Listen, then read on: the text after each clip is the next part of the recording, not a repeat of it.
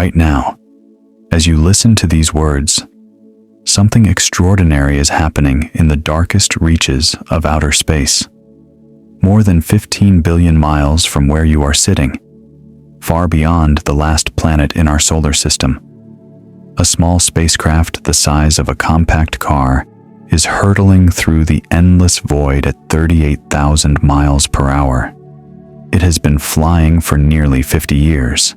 It will never stop. It will never turn around. And strapped to its side, protected by an aluminium cover, sits a golden disk that carries the hopes, dreams, and very essence of everyone who has ever lived on planet Earth. This is Voyager 1, and that golden disk is the most ambitious message ever created by human beings. Think about that for a moment.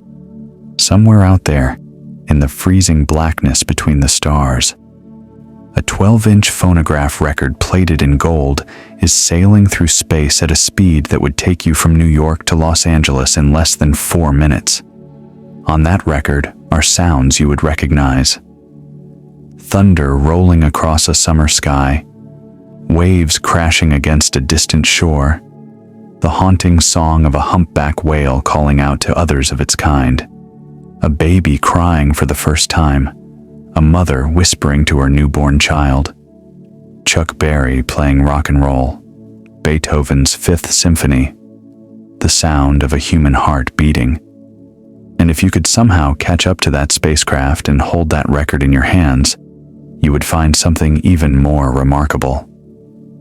Encoded in its grooves are 116 photographs showing what our world looks like, images of mountains and oceans, of cities and farms, of people eating and playing and working and dancing. There are greetings spoken in 55 different languages, from ancient Sumerian to modern Chinese. There is a message from the President of the United States, written in 1977, expressing hope that whoever finds this record will live in peace. All of this is out there right now, moving further away from us with every passing second. By the time you finish reading this sentence, Voyager 1 will have traveled another 10 miles deeper into the unknown. The astronomer Carl Sagan, who led the team that created this remarkable object, described it in words that have echoed through the decades since. The spacecraft will be encountered, and the record played only if there are advanced spacefaring civilizations in interstellar space. But the launching of this bottle into the cosmic ocean says something very hopeful about life on this planet. A bottle into the cosmic ocean. That is exactly what the golden record is. Imagine standing on a beach and throwing a bottle containing a letter into the waves, hoping that someday, somewhere, someone will find it and read your words. Now multiply that hope by 1 billion. The ocean that Voyager sails through has no shores. It stretches in every direction without end. The chances that anyone will ever find our little golden bottle are almost impossibly small.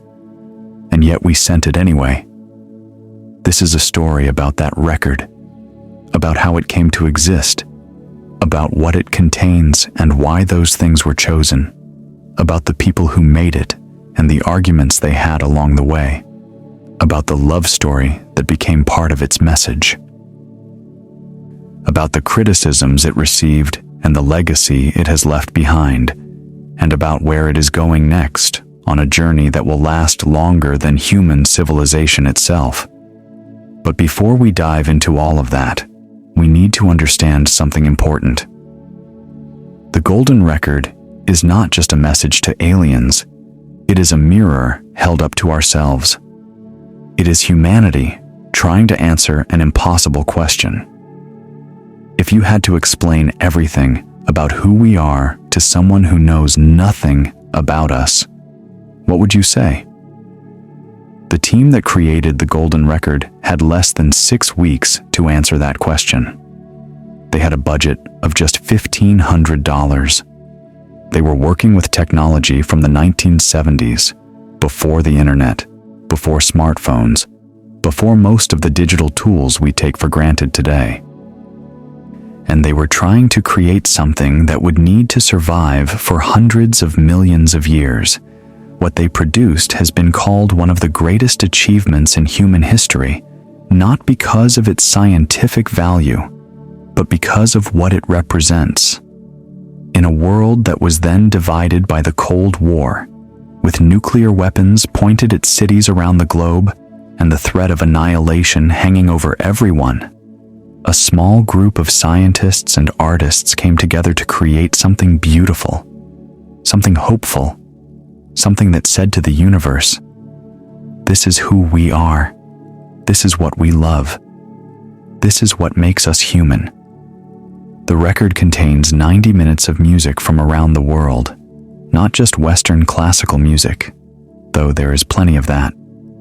Bach, Beethoven, and Mozart are there, as you might expect.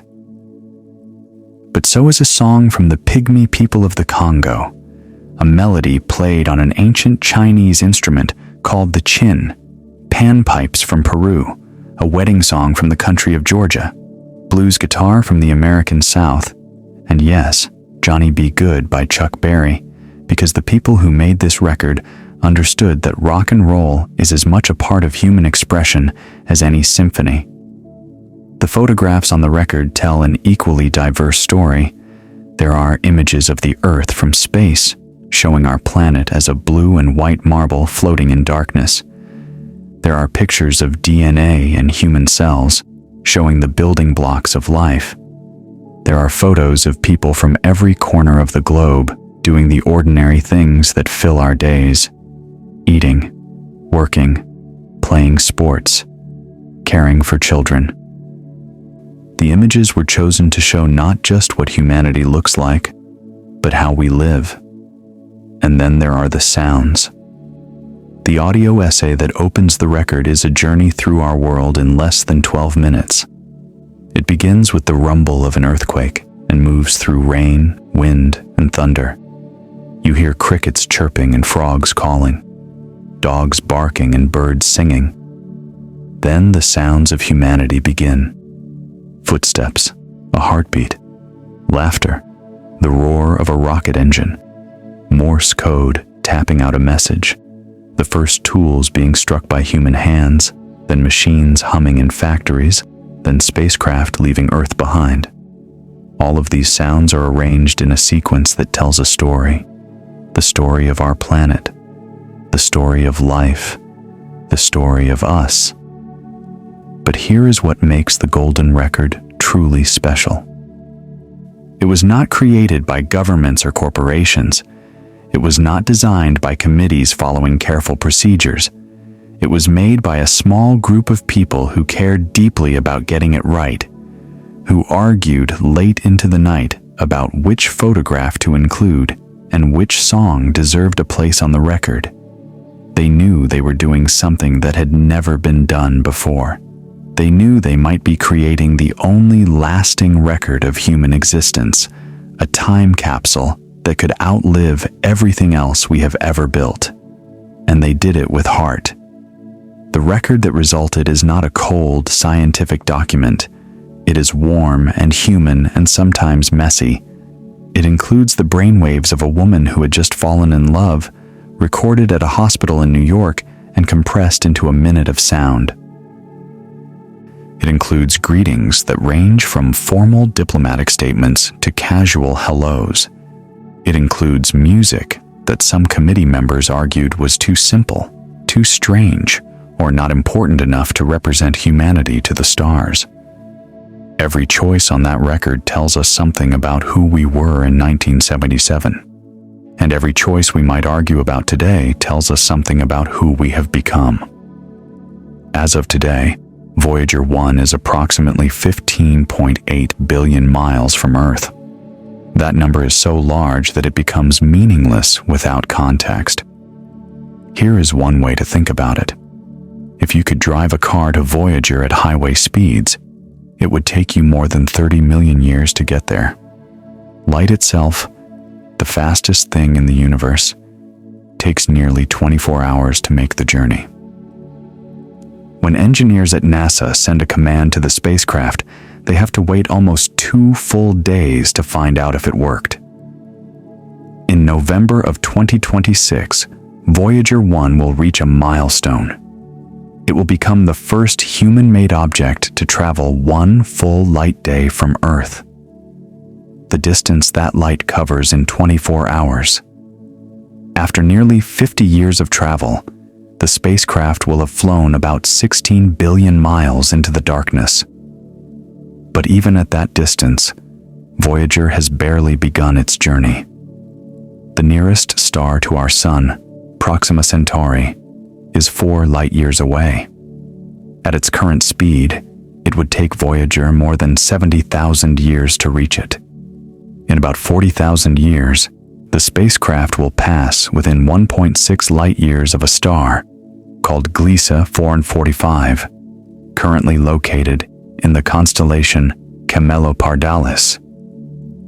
That will be the first time Voyager comes close to another sun.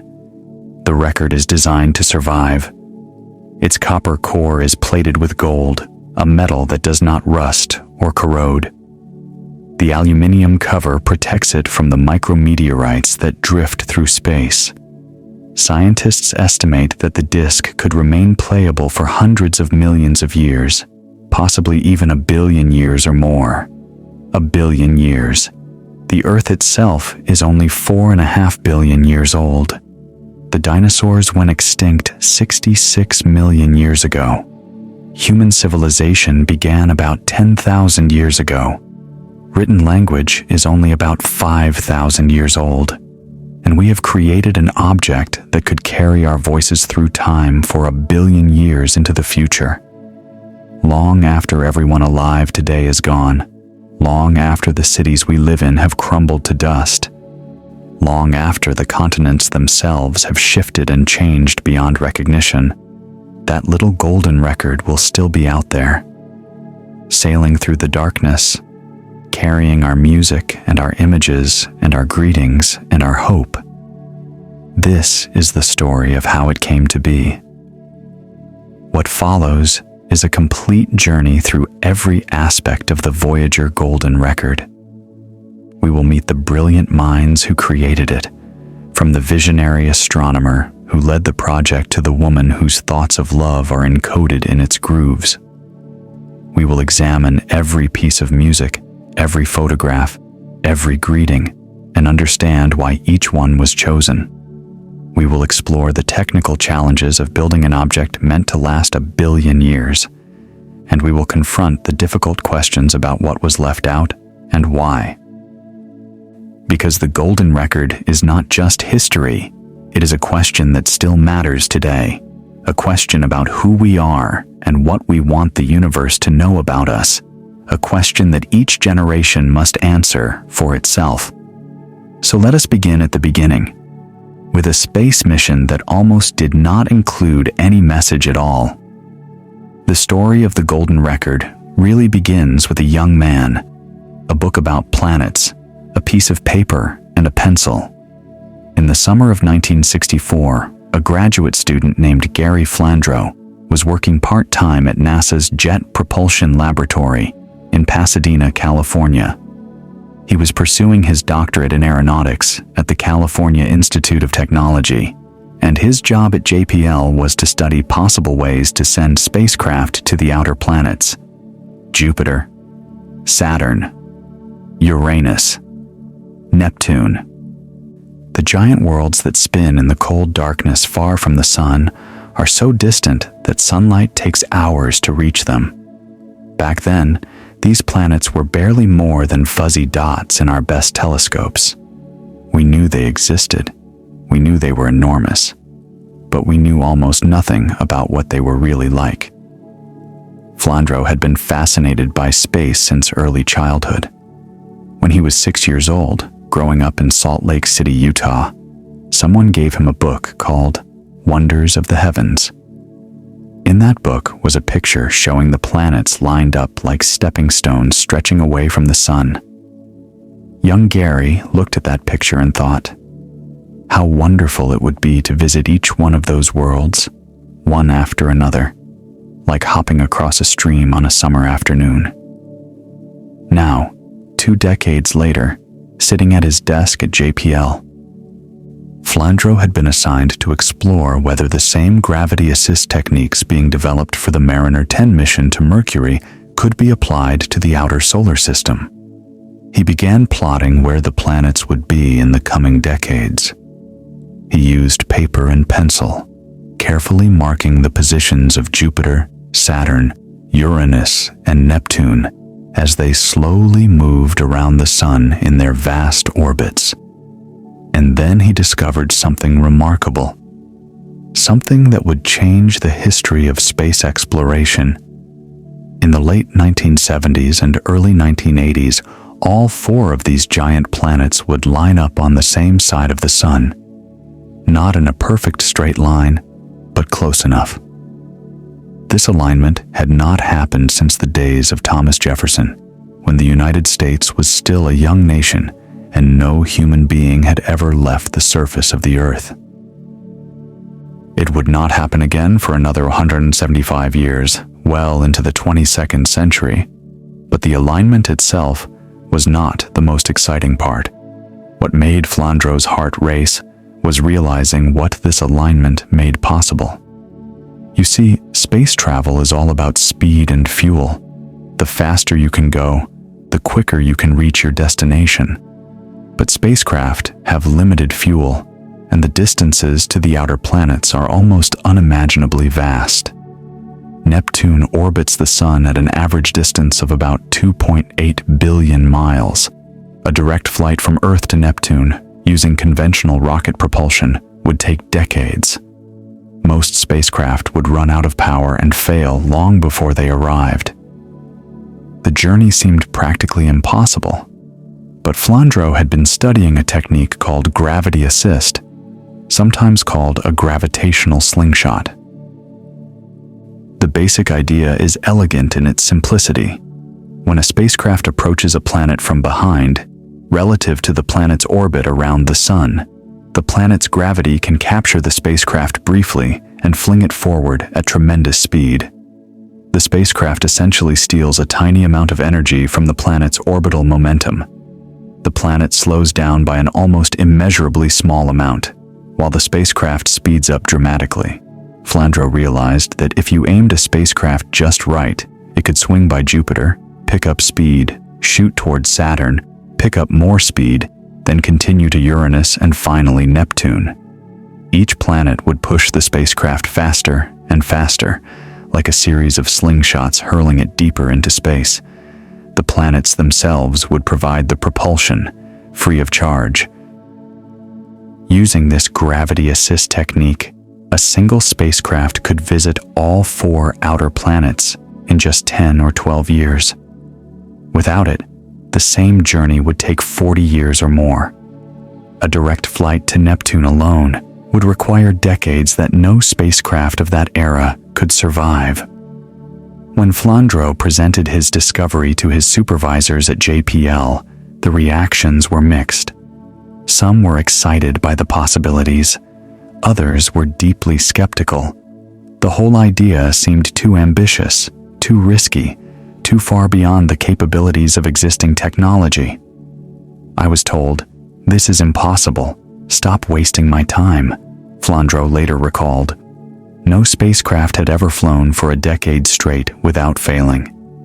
No probe had ever navigated such complex gravitational maneuvers so far from Earth, where radio signals would take hours to travel back and forth. The computers of that era were primitive by modern standards, with less processing power than a basic calculator today. The technology to accomplish such a mission simply did not exist yet. But the window of opportunity was real. Miss the late 1970s, and humanity would have to wait until the year 2150 for another chance. Anyone alive in 1965 would be long dead before the planets aligned again.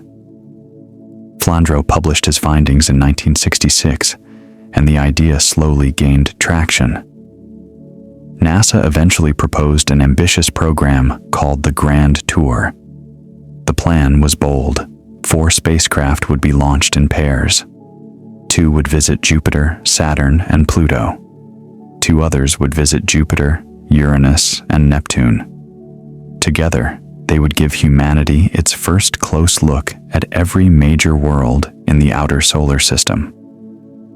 It would be the greatest voyage of exploration since the age of sail. The price tag was enormous, about $1 billion in 1970s money, which would be many billions in today's currency. And this was a difficult time for NASA. The Apollo moon landings were winding down. The last astronauts would walk on the lunar surface in December 1972. The Vietnam War was consuming vast amounts of federal money. President Lyndon Johnson's Great Society programs were competing for the same limited resources. NASA's budget had peaked at $5.2 billion in 1965 and was declining rapidly, falling to just over $3 billion by 1972. Congress took one look at the Grand Tour proposal and said no. In December 1971, the ambitious program was formally canceled. The money was redirected to the Space Shuttle program, which politicians considered a higher priority. But the people at JPL refused to give up. They had seen Flandreau's calculations. They knew the opportunity was real, and they knew that if they missed this window, they would never get another chance in their lifetimes. So, they scaled back the plan. Instead of 4 spacecraft, they would build just 2. Instead of guaranteeing visits to all the outer planets, they would officially promise only Jupiter and Saturn. The program would be given a new name, Voyager. Here is where the story gets interesting. The engineers at JPL quietly designed Voyager to be far more capable than the official mission required. They built a spacecraft that could survive much longer than planned. They included instruments that could study planets beyond Saturn. They designed systems that could handle the extreme cold and radiation of the outer solar system. And they kept their intentions quiet, not wanting to attract attention from budget-conscious politicians. The plan was clever. Launch the 2 Voyagers, send them past Jupiter and Saturn, collect the scientific data, and declare victory. Then, if the spacecraft were still working after their official mission was complete, casually mention that they could continue to Uranus and Neptune. What Congress did not know would not hurt them. Voyager 2 launched first, lifting off from Cape Canaveral, Florida on August 20th, 1977, carried into space by a Titan 3E Centaur rocket. Voyager 1 followed 16 days later on September 5th. Despite launching second, Voyager 1 was placed on a faster trajectory that would take it more directly to Jupiter and Saturn. It would overtake its twin within months and arrive at Jupiter first. The primary mission objectives were scientific. Study Jupiter's swirling atmosphere and its many moons, including the volcanic Io and the ice-covered Europa. Examine Saturn's mysterious rings in unprecedented detail. Look for evidence of water, complex chemistry, and potentially life-supporting conditions. Take thousands of photographs with cameras far more advanced than any previously sent into deep space. Measure magnetic fields, radiation levels, and the composition of planetary atmospheres. Send all this data back to Earth, where scientists would analyze it for years to come. But John Cassani, the project manager for Voyager from 1975 to 1977, had another idea. He believed the spacecraft should carry something more than just scientific instruments. They should carry a message, a greeting from Earth to whoever might find them, drifting through the darkness between the stars, millions of years in the future. Cassani had watched the controversy surrounding the Pioneer 10 and Pioneer 11 missions a few years earlier. Those spacecraft, launched in 1972 and 1973 respectively, were the first human-made objects designed to leave the solar system entirely. They would fly past Jupiter, gathering data about the giant planet, and then continue outward until they escaped the sun's gravitational influence forever. And they carried small metal plaques that showed where they came from. The idea for those plaques had come from an unlikely source, a British science journalist named Eric Burgess. In late 1971, while visiting JPL during the Mariner 9 mission to Mars, Burgess realized that Pioneer 10 would eventually drift into interstellar space.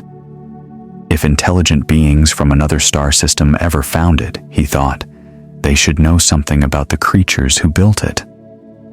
Burgess mentioned his idea to another writer, Richard Hoagland, and together they approached Carl Sagan, an astronomer at Cornell University who had become famous for his work on the possibility of extraterrestrial life. Sagan loved the idea immediately. He had recently participated in a scientific conference in Crimea devoted to the problems of communicating with extraterrestrial intelligences. Together with Frank Drake, the astronomer who had conducted the first scientific search for radio signals from alien civilizations, Sagan had been thinking deeply about how we might talk to beings whose minds and senses could be utterly different from our own. Sagan, his wife, Linda Salzman Sagan, and Frank Drake designed a simple plaque that would be attached to Pioneer 10. The plaque was made of gold anodized aluminium, measuring 9 inches by 6 inches. It showed the figures of a nude man and woman, representing humanity. The man raised his hand in a gesture of greeting. Behind them was a silhouette of the Pioneer spacecraft itself, providing a scale reference for their size. The plaque included a diagram of the hyperfine transition of hydrogen, the most common element in the universe. This transition produces radiation at a specific wavelength that should be the same everywhere in the cosmos, providing a universal unit of measurement. Using this unit, the plaque indicated the height of the human figures and other key information. Most ingeniously, the plaque showed the position of the Sun relative to 14 pulsars in the Milky Way galaxy. Pulsars are collapsed stars that emit regular pulses of radio waves, each with a distinctive frequency. By showing the direction and distance to each pulsar, along with its frequency, the plaque created a kind of cosmic map. Any advanced civilization that found the plaque and knew about pulsars could, in theory, use this information to locate Earth. The Pioneer plaques caused an immediate and intense uproar. Some scientists, like the Nobel laureate Martin Ryle, thought it was foolish and dangerous to reveal Earth's location to potentially hostile aliens. Others were outraged by the nude figures. Newspapers received angry letters from readers who complained about taxpayer money being spent on pornography for extraterrestrials.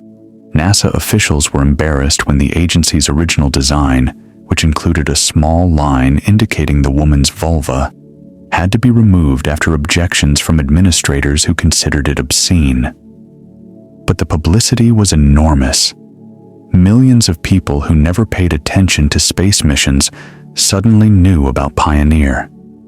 Carl Sagan had demonstrated that a simple message could capture the public imagination in ways that scientific data alone could not.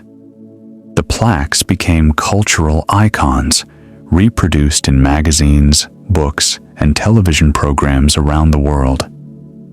John Cassani remembered this lesson. In October 1974, more than 2 years before Voyager would launch, he scribbled a note on a routine JPL concern and action report. The note identified a problem.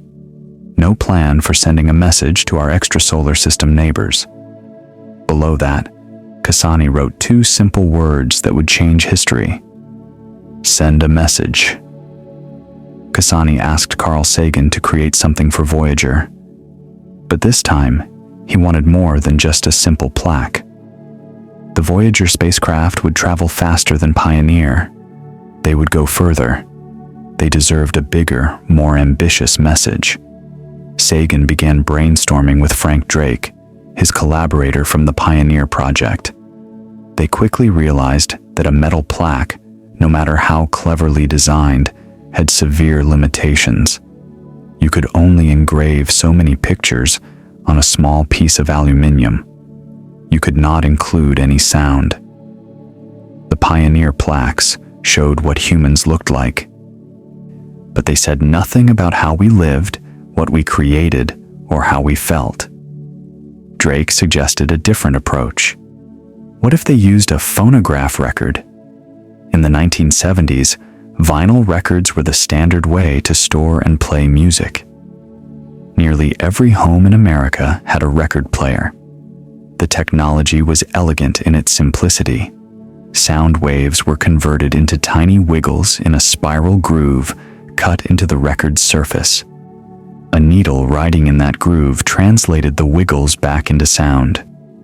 No batteries required, no complex electronics, just physics.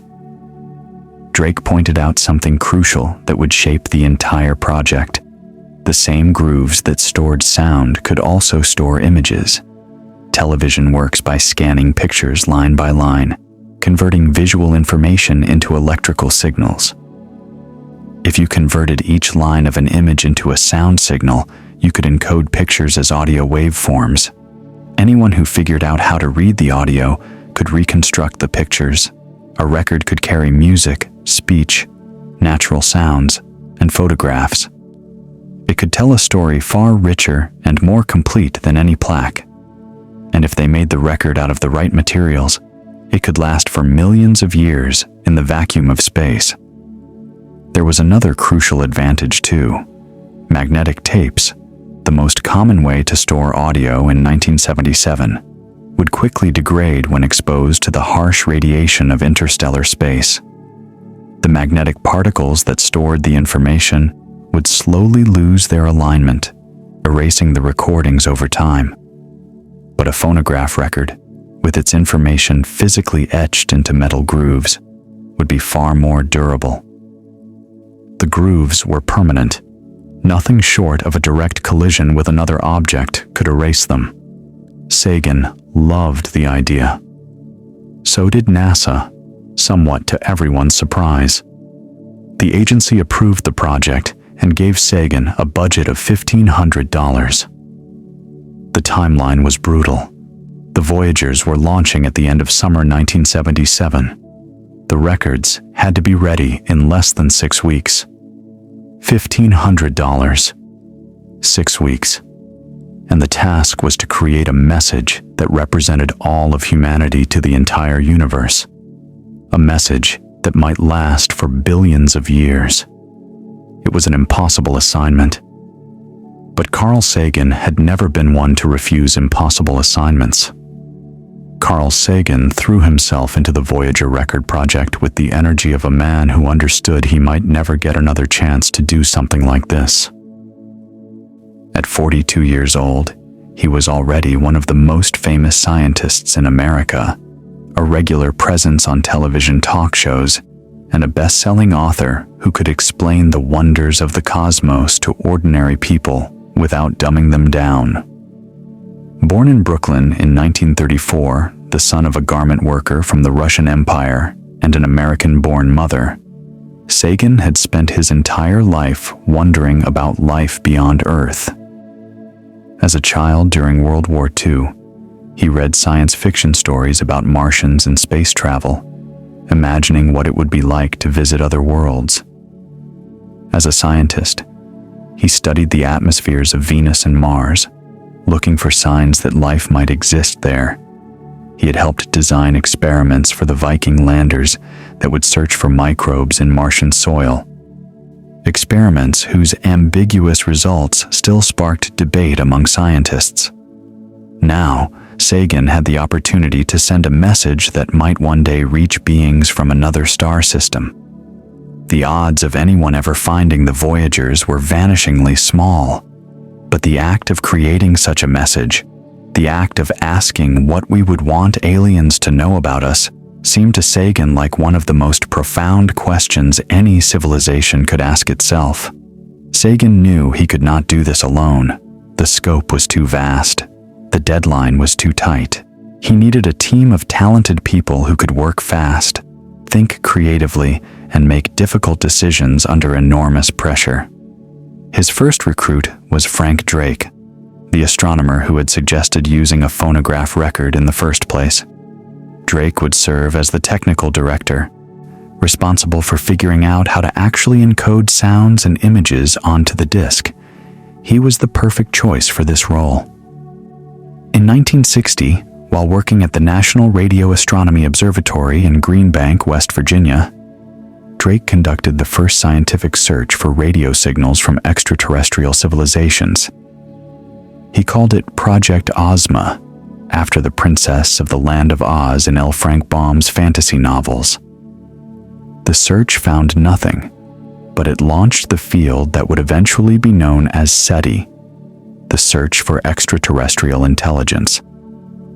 If anyone understood how to think about communicating with beings from other worlds, it was Frank Drake. Drake brought in his colleague Valentin Boryakov, who helped solve one of the project's most challenging technical problems. How do you convert photographs into audio signals that can be carved into a record? While flipping through an electronics catalog, Boryakov stumbled upon a small company in Boulder, Colorado called Colorado Video. They had built a unique device that could encode television images as sound signals for transmission over telephone lines. The engineers at Colorado Video agreed to donate their time and expertise to the project, converting the Voyager photographs into audio waveforms that could be etched into the record's grooves. For the creative side of the project, Sagan turned to people he trusted deeply. Anne Druyan, a young writer and researcher who was 28 years old in 1977, became the creative director. She would be responsible for finding and selecting the sounds and music that would represent Earth to the cosmos. Druyan had come to Sagan's attention through her work on a project about evolution that she and Timothy Ferris had been developing. She was passionate about science, deeply thoughtful about what it meant to be human, and possessed an artist's sensitivity to emotion and beauty. She would bring all of these qualities to the project. Timothy Ferris, a science writer who had worked as an editor at Rolling Stone magazine, agreed to serve as producer. Ferris had connections in the music industry that would prove invaluable. He knew how records were made, understood the technical challenges of recording and mixing audio, and could navigate the complicated world of music licensing and copyright.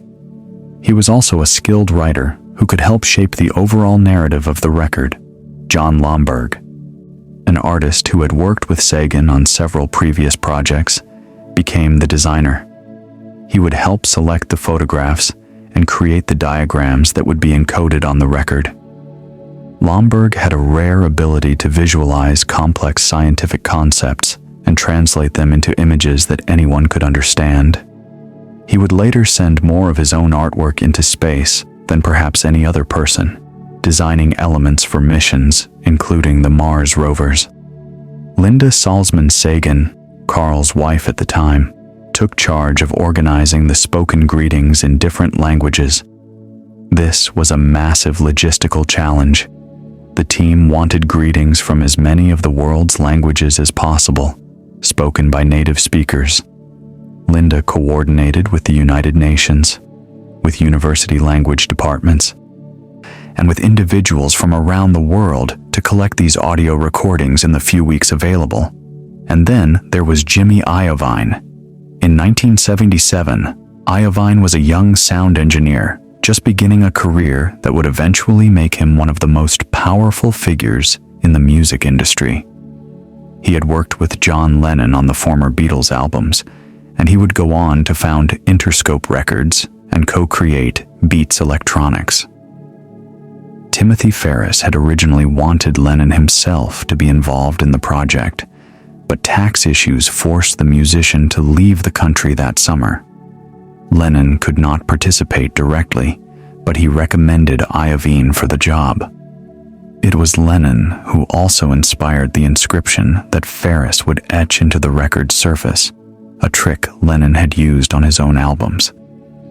Together, these 7 or 8 people, plus a handful of key consultants, would be responsible for deciding what to include on the record. Every song, every photograph, every sound. Every choice they made would represent humanity to whoever might find the disc millions of years in the future. NASA had given Sagan just $1,500 for the entire project. The budget was laughably small, barely enough to cover travel expenses, let alone music licensing fees, recording studio time, and the 1,000 other costs that would accumulate. The team members contributed their own money to cover expenses that NASA would not pay for. They worked without salary, fueled by the knowledge that they were doing something historic and unprecedented. The work took place in apartments and offices scattered between Ithaca, New York, where Sagan taught at Cornell, and New York City, where Ferris, Druyan, and several others lived. There was no central headquarters, no formal office space dedicated to the project. Just a group of dedicated people passing tapes and photographs back and forth, making phone calls at all hours of the day and night, arguing over what to include and what to leave out.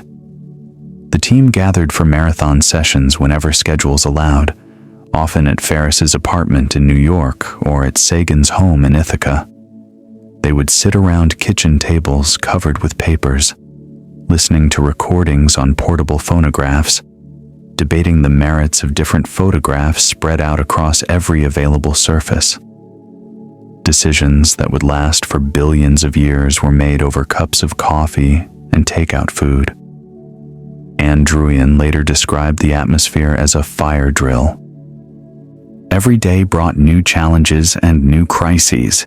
Someone had to track down a rare recording from the Solomon Islands. Someone else had to negotiate with record companies for permission to use copyrighted music. Someone had to figure out how to compress an hour of brainwaves into a minute of audio. Someone had to find photographs that showed Earth without also revealing its problems. And all of this had to happen in less than 6 weeks. The team argued constantly, not because they disagreed about the goal, but because the choices were genuinely difficult. How do you pick 90 minutes of music to represent all of human musical culture? Everything from African drums to European symphonies to Asian flutes.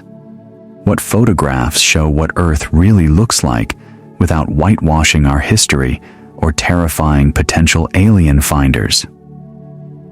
Which languages should be included in the greetings, and who should speak them? One of Sagan's most important decisions was to reach beyond the core committee for help.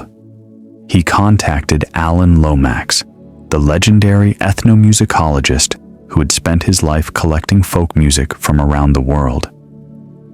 Lomax was 62 years old in 1977, a controversial and brilliant figure who had recorded thousands of musicians in dozens of countries. He had preserved blues and folk songs that might otherwise have been lost forever. He had just finished compiling an anthology of 700 pieces of music, representing every major style and tradition on Earth, a project that represented decades of research and fieldwork. Lomax knew more about global music than almost anyone alive. He understood not just what different cultures sounded like, but why their music mattered, what it expressed about their lives and values. He became a crucial advisor to the committee, pushing them to expand their musical horizons far beyond their original comfort zone. When the committee first began discussing musical selections, they leaned heavily on Western classical music: Bach, Beethoven, Mozart, Stravinsky. These composers were safe choices that NASA would likely approve without controversy. They represented the pinnacle of European musical achievement, works that had endured for centuries. But Lomax argued passionately that classical music alone could not represent the full diversity of human musical expression. What what about the rhythms of Africa, the ancient melodic traditions of Asia, the songs of indigenous peoples around the world? If the record only included music from the Western tradition, it would give aliens a profoundly misleading picture of humanity.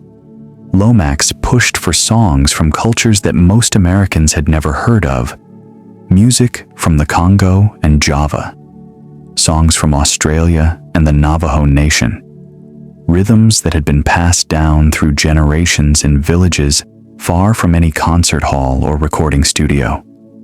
In the end, Lomax contributed 15 of the 27 musical selections that made it onto the final record. Without his influence, the golden record would have been a very different object.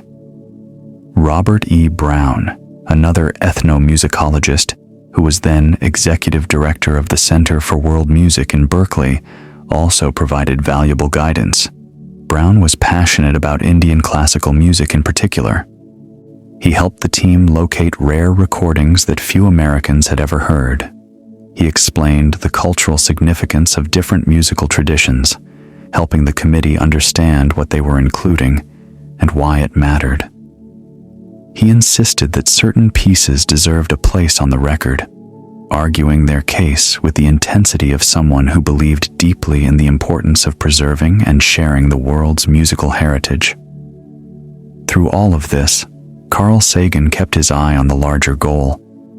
He did not want the record to be merely a collection of pretty sounds and attractive pictures. He wanted it to communicate something essential about what it meant to be human, something deeper than facts and data. In his book Murmurs of Earth, published after the Voyagers launched, Sagan explained his thinking. Previous messages sent into space, like the Pioneer plaques, had shown what humans perceive and how we think. They included scientific diagrams, mathematical relationships, and anatomical drawings. But human beings are more than perceiving and thinking machines. We are feeling creatures. Our emotional lives, our loves and fears and hopes and sorrows, are at the core of who we are. Music, Sagan believed, was the best way to communicate emotion across the vast gulf that would separate us from any potential alien listeners. A mathematical diagram might show an extraterrestrial what a human looks like. A photograph might show them what our planet looks like. But a piece of music might show them what it feels like to be one of us. This is why Sagan fought so hard to include a wide range of musical styles. Not because he was trying to be politically correct or to represent every culture equally, but because human emotion takes different forms in different places. The longing expressed in a Bulgarian folk song is real longing. The joy in a Peruvian panpipe melody is real joy. The pain in a Blind Willie Johnson recording is real pain. The grief of a man who had been blinded as a child when his stepmother threw lye in his face. All of these feelings taken together paint a picture of what it means to have a human heart. They show that we are creatures who laugh and weep, who celebrate and mourn, who create beauty out of thin air and send it echoing out into the night. The committee made their decisions sitting around kitchen tables, listening to records, debating late into the night. They felt, as Druyan put it, like the committee for Noah's Ark. They were deciding which pieces of our culture would survive the voyage into eternity. Everything else might one day be forgotten. What they chose to include would endure for as long as the universe itself. The pressure was enormous. The timeline was absurd. But somehow, piece by piece, the record came together. Creating the content for the golden record was only half the challenge. The team also had to build an object that could survive a journey lasting billions of years through the harshest environment imaginable. Think carefully about what that means.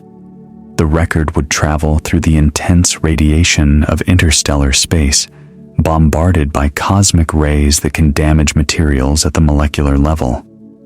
It would endure temperatures approaching absolute zero, colder than anything on Earth. Colder than Antarctica's darkest winter night. It would face the risk of collision with tiny particles of cosmic dust traveling at incredible speeds, each impact potentially carving a small crater into its surface. Any material that could rust, corrode, oxidize, or degrade over time was completely unacceptable. The record had to be essentially indestructible. The solution the team developed was elegant. The record itself is made of copper, one of the most durable and stable metals known to science. Copper does not oxidize readily in the vacuum of space, where there is no oxygen to react with. Each disc is 12 inches in diameter, the same size as a standard vinyl LP record from a home stereo system. But unlike a home record, which is made of fragile vinyl plastic, the Voyager records are solid metal. The copper was plated first with nickel, then with a thin layer of gold. This golden coating gives the record its famous appearance, the brilliant shine that has made it an icon of space exploration. But the gold is not just decorative. It provides an extra layer of protection against erosion. Gold is one of the most chemically inert substances known, refusing to react with almost anything. It will not tarnish, will not corrode, will not degrade over billions of years of exposure to cosmic radiation. The manufacturing process was complex and involved multiple companies working against an extremely tight deadline. Blank records were provided by Pyral SA, a corporation in Créteil, France, that specialized in making professional-grade recording media. CBS Records contracted with the JVC Cutting Center in Boulder, Colorado, to cut the lacquer masters, the original recordings from which the final records would be made. These lacquer masters were then shipped to the James G. Lee Record Processing Center in Gardena, California, where the final copper records were cut and gold-plated. The gold plating took place on August 23, 1977, just days before the first Voyager launch. 8 records were manufactured in total. 2 were attached to the Voyager spacecraft, 1 on each probe. The others became test copies, backup records, and archival materials preserved for future generations. Each record is enclosed in an aluminium protective jacket, designed to shield it from cosmic dust and micrometeorite impacts. The jacket provides a hard outer shell that can absorb the energy of small collisions, protecting the precious grooves underneath. Inside the jacket, along with the record itself, are a cartridge and a stylus. These are the components needed to actually play the record. The stylus is essentially a sophisticated needle that rides in the grooves and translates the vibrations into electrical signals that can be converted back into sound and images. The team included these components because they could not assume that whoever found the record would know how to build a phonograph. Even on Earth, the technology of vinyl records is becoming obscure. Many young people today have never seen a record player, let alone understood how one works. Aliens finding the Voyager in millions of years could not be expected to independently reinvent a technology that took humans centuries to develop, so the team gave them everything they would need. Just add a motor to spin the record and a speaker to convert the electrical signals back into sound waves, and you could hear the music of Earth. But how would an extraterrestrial being know what to do with these objects? How would they know how fast to spin the record, or which direction to play it, or how to decode the images hidden in the audio? This is where the cover of the golden record becomes crucial. The aluminium cover is engraved with a series of diagrams designed to explain everything a finder would need to know. These instructions had to be completely self-explanatory, using no human languages, no cultural references, and no assumptions that might be meaningless to alien minds. The team based everything on the fundamental properties of physics, the laws that should be the same everywhere in the universe. In the upper left corner of the cover is a drawing of the phonograph record and the stylus in the correct position to play it. The diagram shows that the record should be played from the outside edge toward the center, the opposite of how most Earth records work.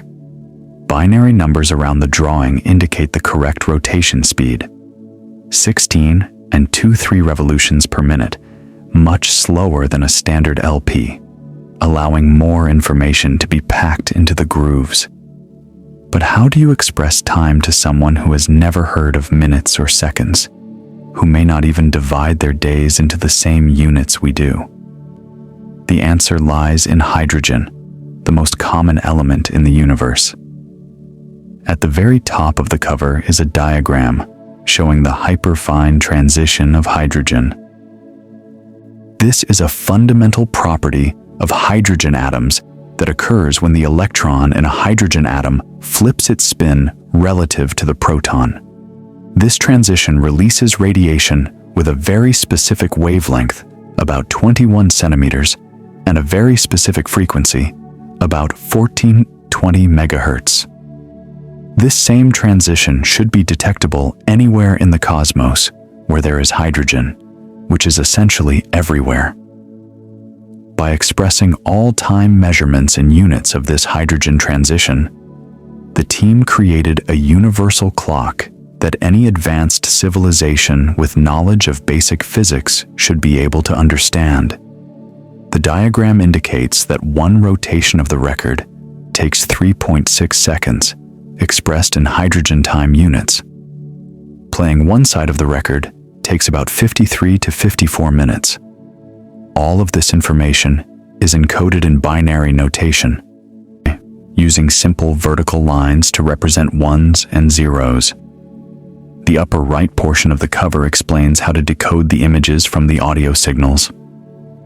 The images are recorded as video waveforms, similar to how analog television worked in the 1970s. Each image consists of 512 vertical scan lines. The diagram shows what the first decoded image should look like, a simple calibration circle. If the finders decode the signal and see a circle, they know they have done it correctly and can proceed to decode the other 115 images on the record. In the lower left corner of the cover is a pulsar map. This is essentially a cosmic address, showing the location of our Sun relative to 14 pulsars in the Milky Way galaxy. Pulsars are collapsed stars that emit regular pulses of radio waves, like cosmic lighthouses. Each pulsar has a distinctive frequency, like a fingerprint. The diagram shows the direction and distance from the Sun to each pulsar, along with the pulsar's frequency at the time the Voyagers were launched. An advanced civilization with knowledge of our galaxy should be able to use this map to find its way back to Earth.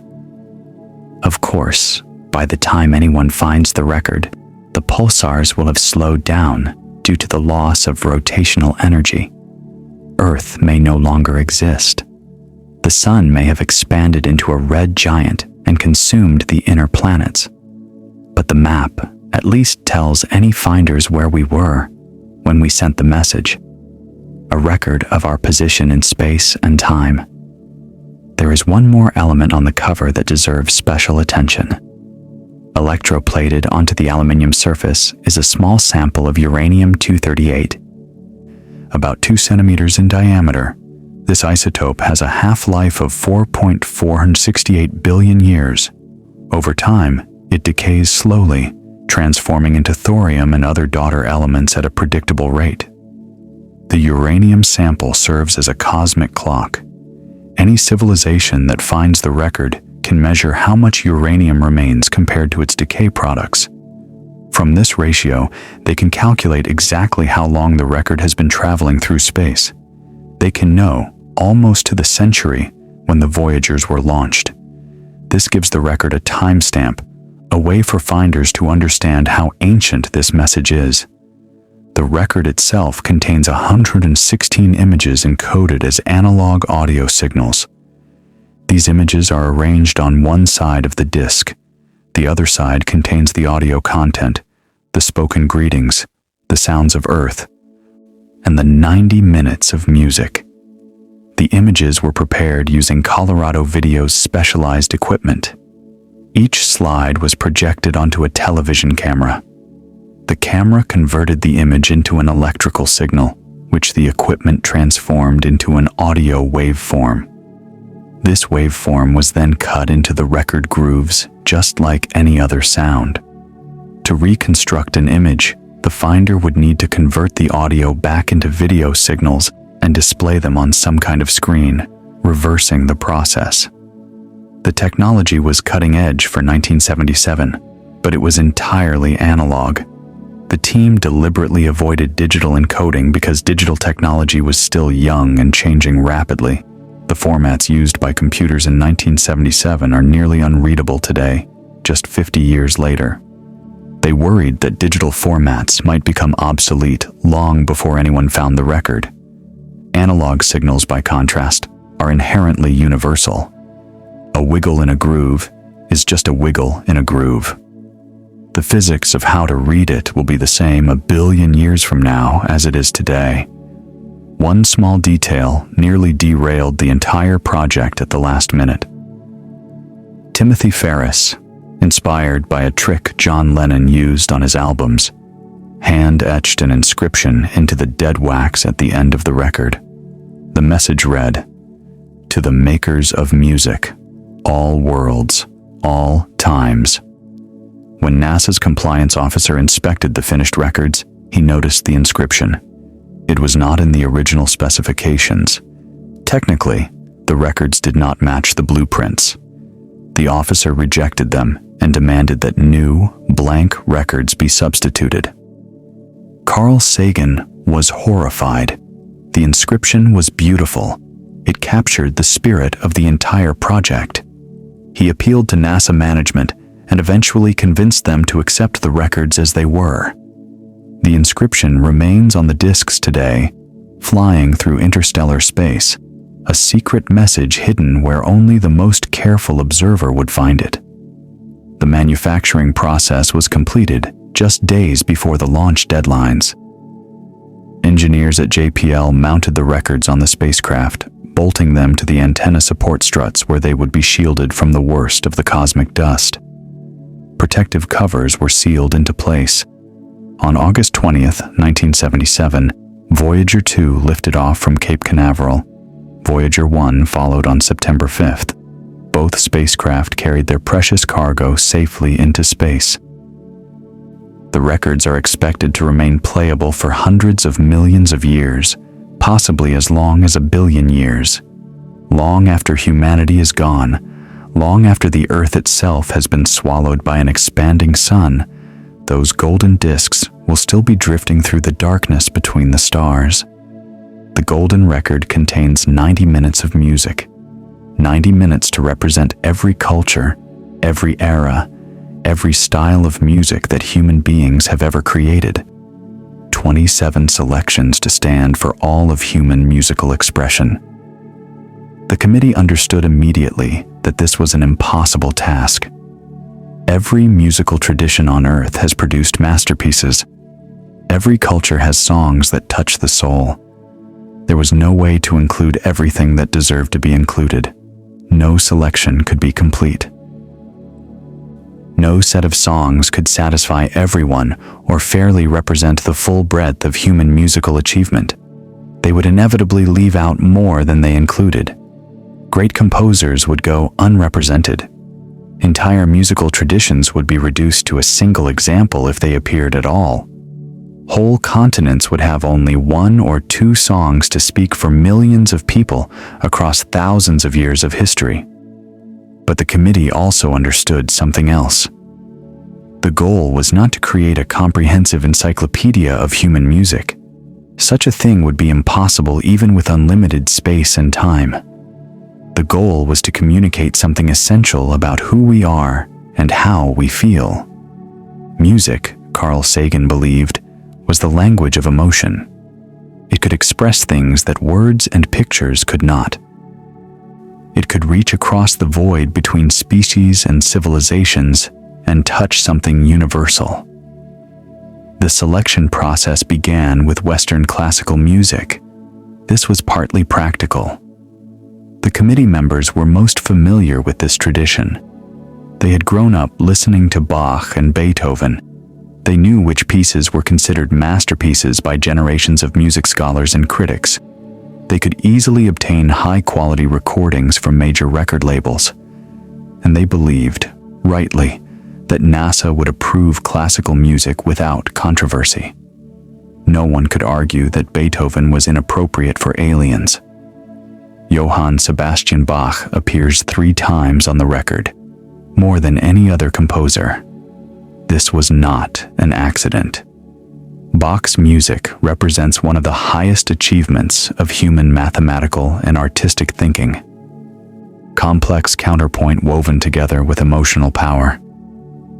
The selection opens with the first movement of the Brandenburg Concerto No. 2 in F major, performed by the Munich Bach Orchestra under Karl Richter. It is a bright, joyful piece, full of intricate interweaving melodies and soaring trumpet lines. The committee chose it to represent the highest achievements of European musical culture. Bach's Gavotte en Rondeau from the Partita No. 3 for solo violin, performed by the Belgian virtuoso Arthur Grumio, is also cut.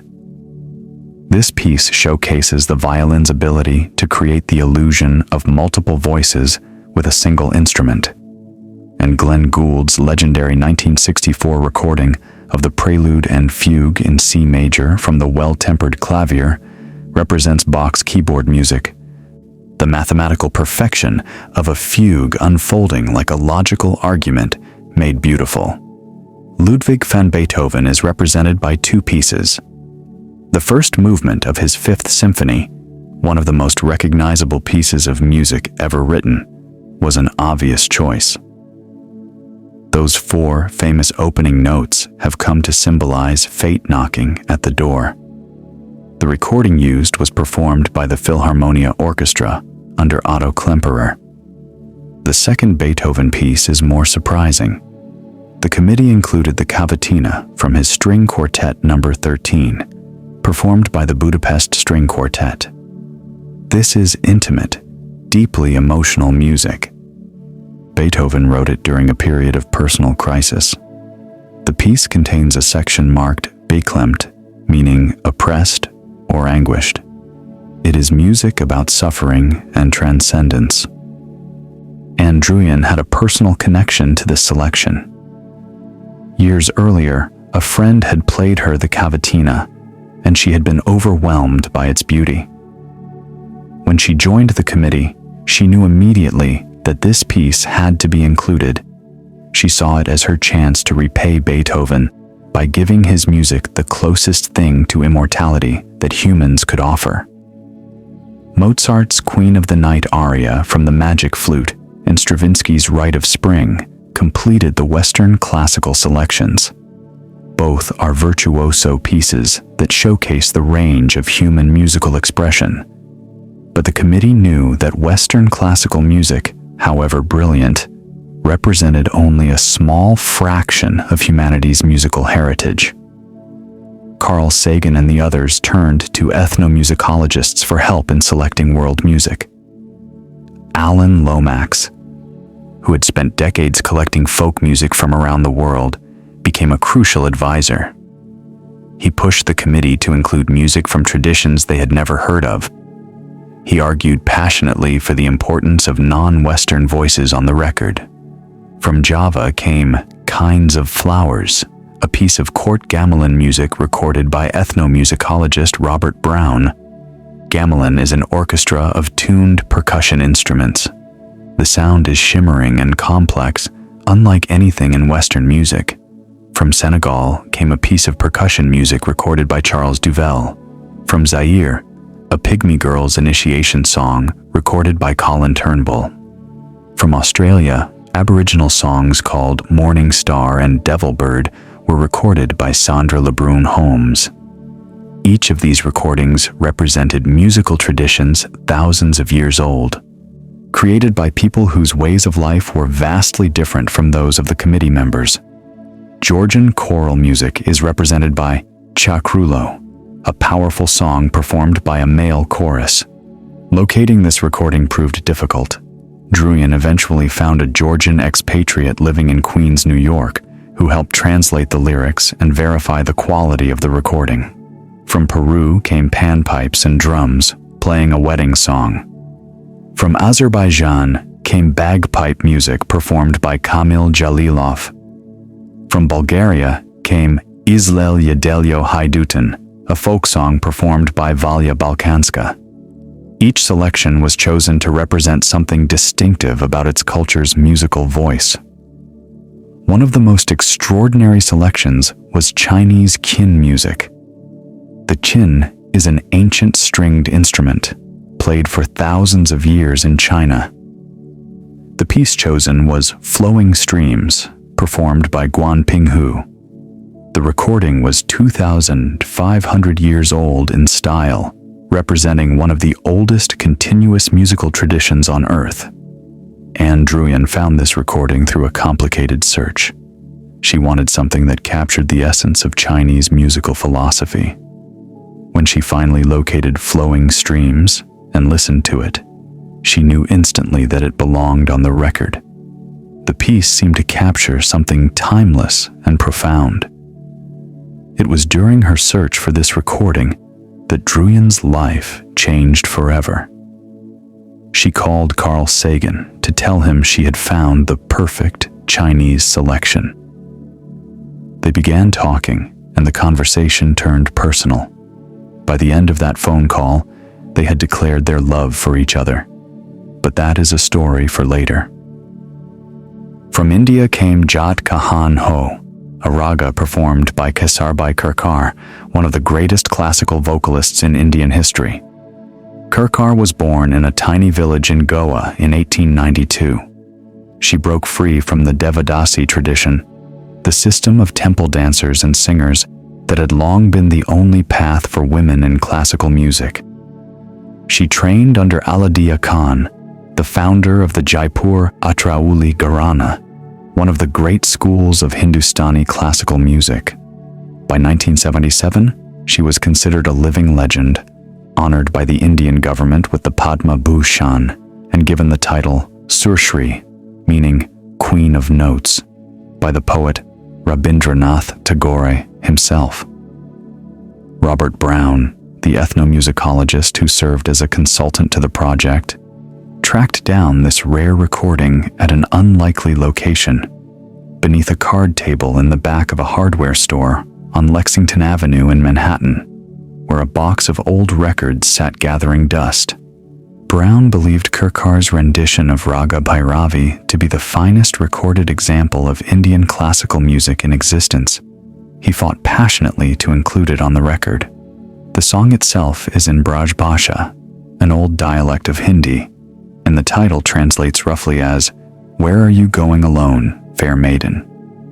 It is a piece filled with longing and devotion, a perfect example of how Indian classical music uses melody and ornamentation to express emotional states too subtle for words. Kesarbai Kirkar died in 1977, the same year the Voyagers launched.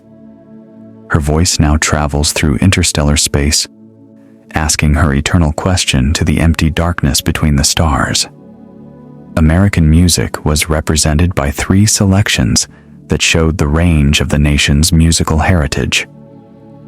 Louis Armstrong and his Hot Seven performed Melancholy Blues, capturing the spirit of early jazz.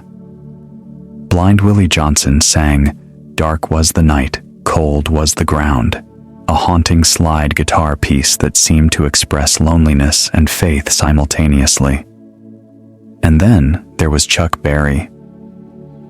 The committee debated for a long time about whether to include rock and roll. Some members thought it was too new, too commercial, too adolescent to represent humanity to the cosmos. Alan Lomax, despite his advocacy for world music, initially objected to including any rock and roll at all. but others argued that rock and roll was one of the most important musical developments of the 20th century. It represented the blending of African American and European American traditions. It captured the energy and rebellion of youth. Leaving it out would be like pretending an entire generation had never existed. Carl Sagan put the question to his students at Cornell: what rock and roll song should represent humanity to the universe?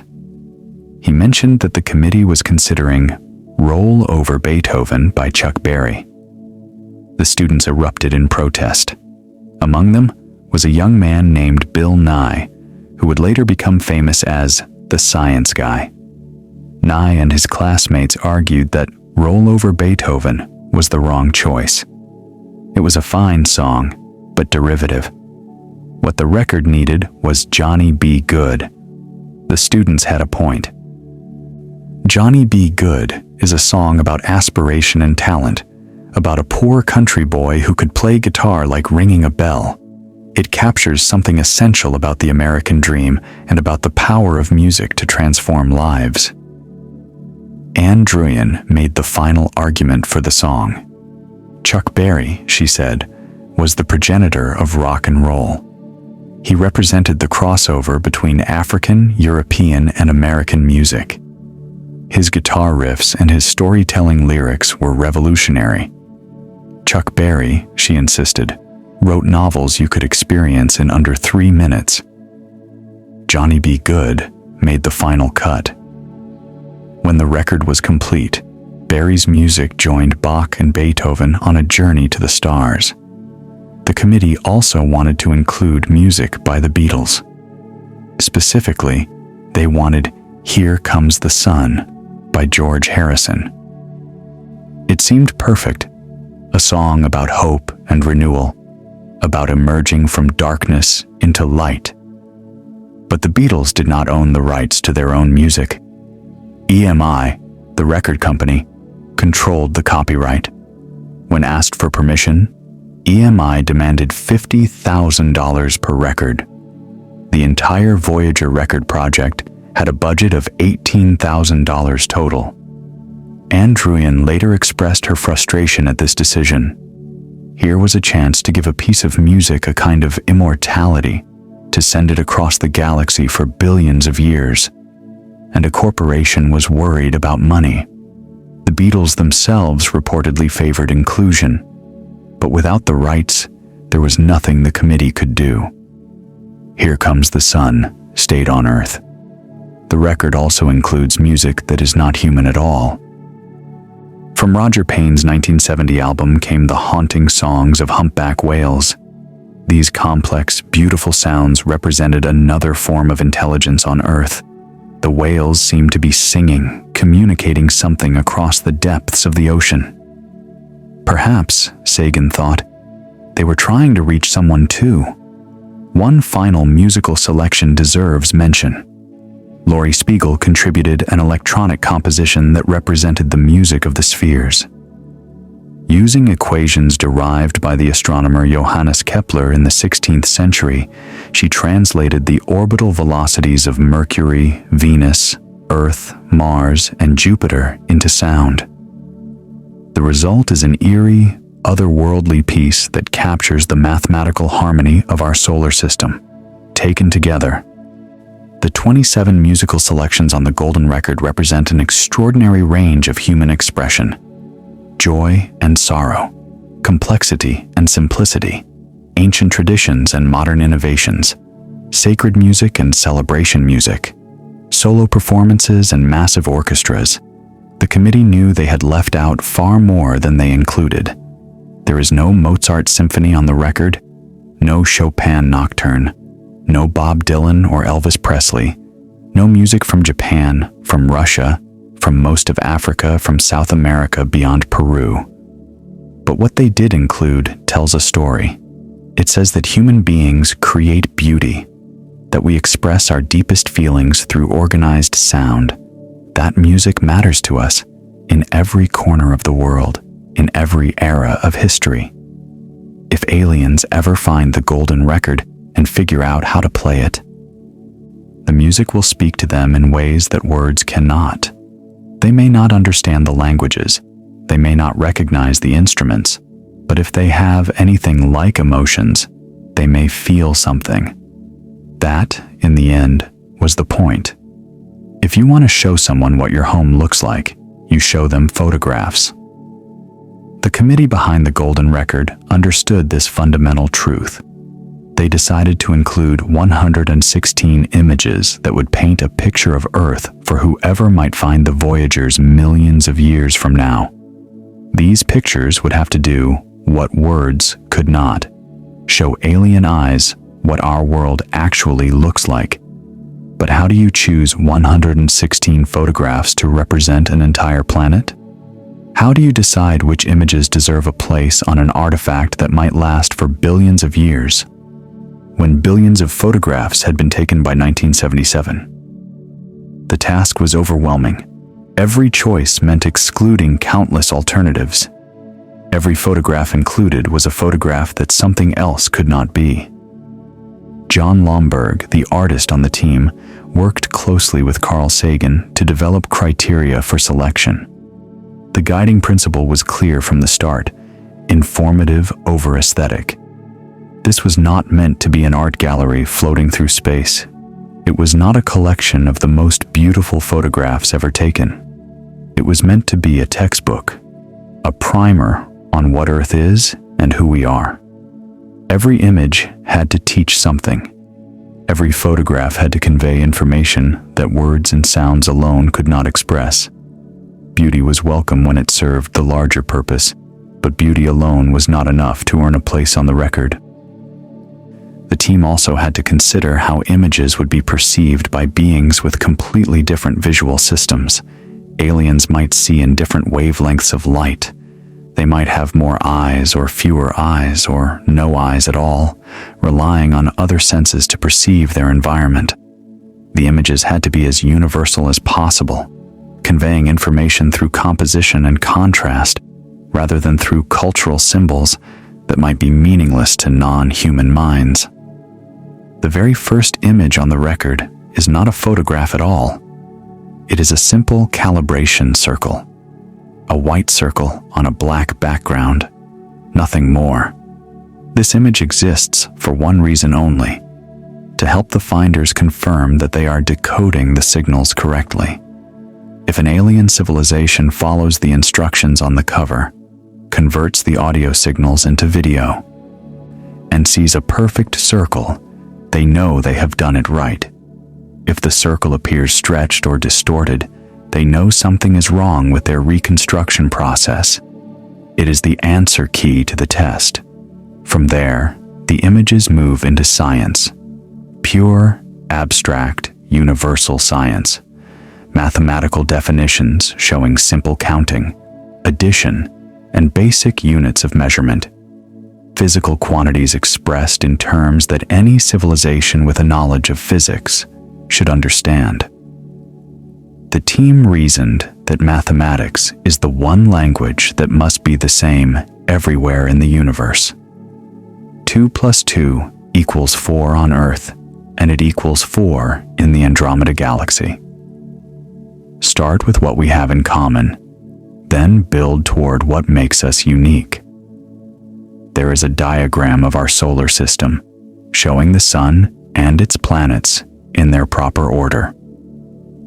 This tells the finders where to look for us, or at least where we were when we sent the message. There is an image of the structure of DNA, the double helix that carries the instructions for building every living thing on our planet. This diagram speaks to our fundamental biology, the chemistry that makes us alive.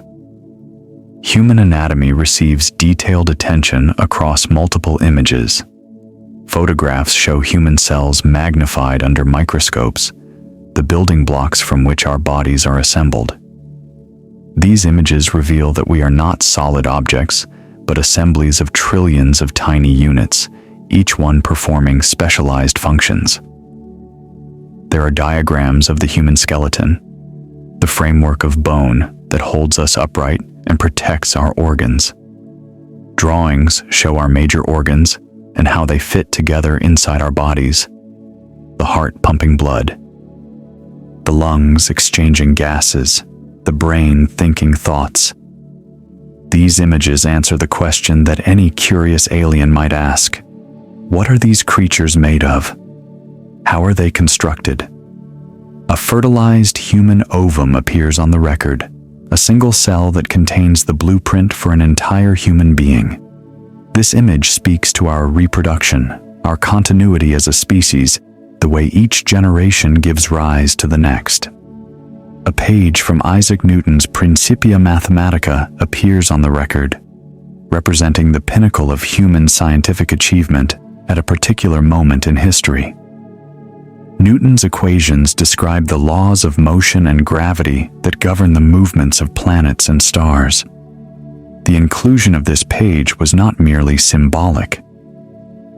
Any civilization advanced enough to travel between stars would surely recognize these same laws at work in their own corner of the universe. Newton's mathematics is not an arbitrary human invention. It describes realities that must be the same everywhere. F equals ma. Objects attract each other in proportion to their masses and inversely proportional to the square of the distance between them. These truths hold on Earth, and they hold on worlds circling distant stars. The images of Earth itself begin with our planet seen from space. One photograph shows Egypt, the Red Sea, and the Sinai Peninsula as they appear from orbit, with annotations indicating the chemical composition of Earth's atmosphere, the swirl of the Nile River, the brownish-red tones of the desert, the blue waters of the sea. This single image conveys an enormous amount of information. It shows what our planet looks like from above, where land meets sea, and what gases we breathe. The annotations use universal scientific notation to indicate the percentages of nitrogen, oxygen, and other atmospheric components. A sunset image captures the colors that paint our sky when our star dips below the horizon. The oranges and reds, the gradual darkening of the sky, the silhouettes of trees or buildings against the fading light. This is a phenomenon that any planet with an atmosphere might share. Aliens who have witnessed their own sunsets might recognize the beauty immediately.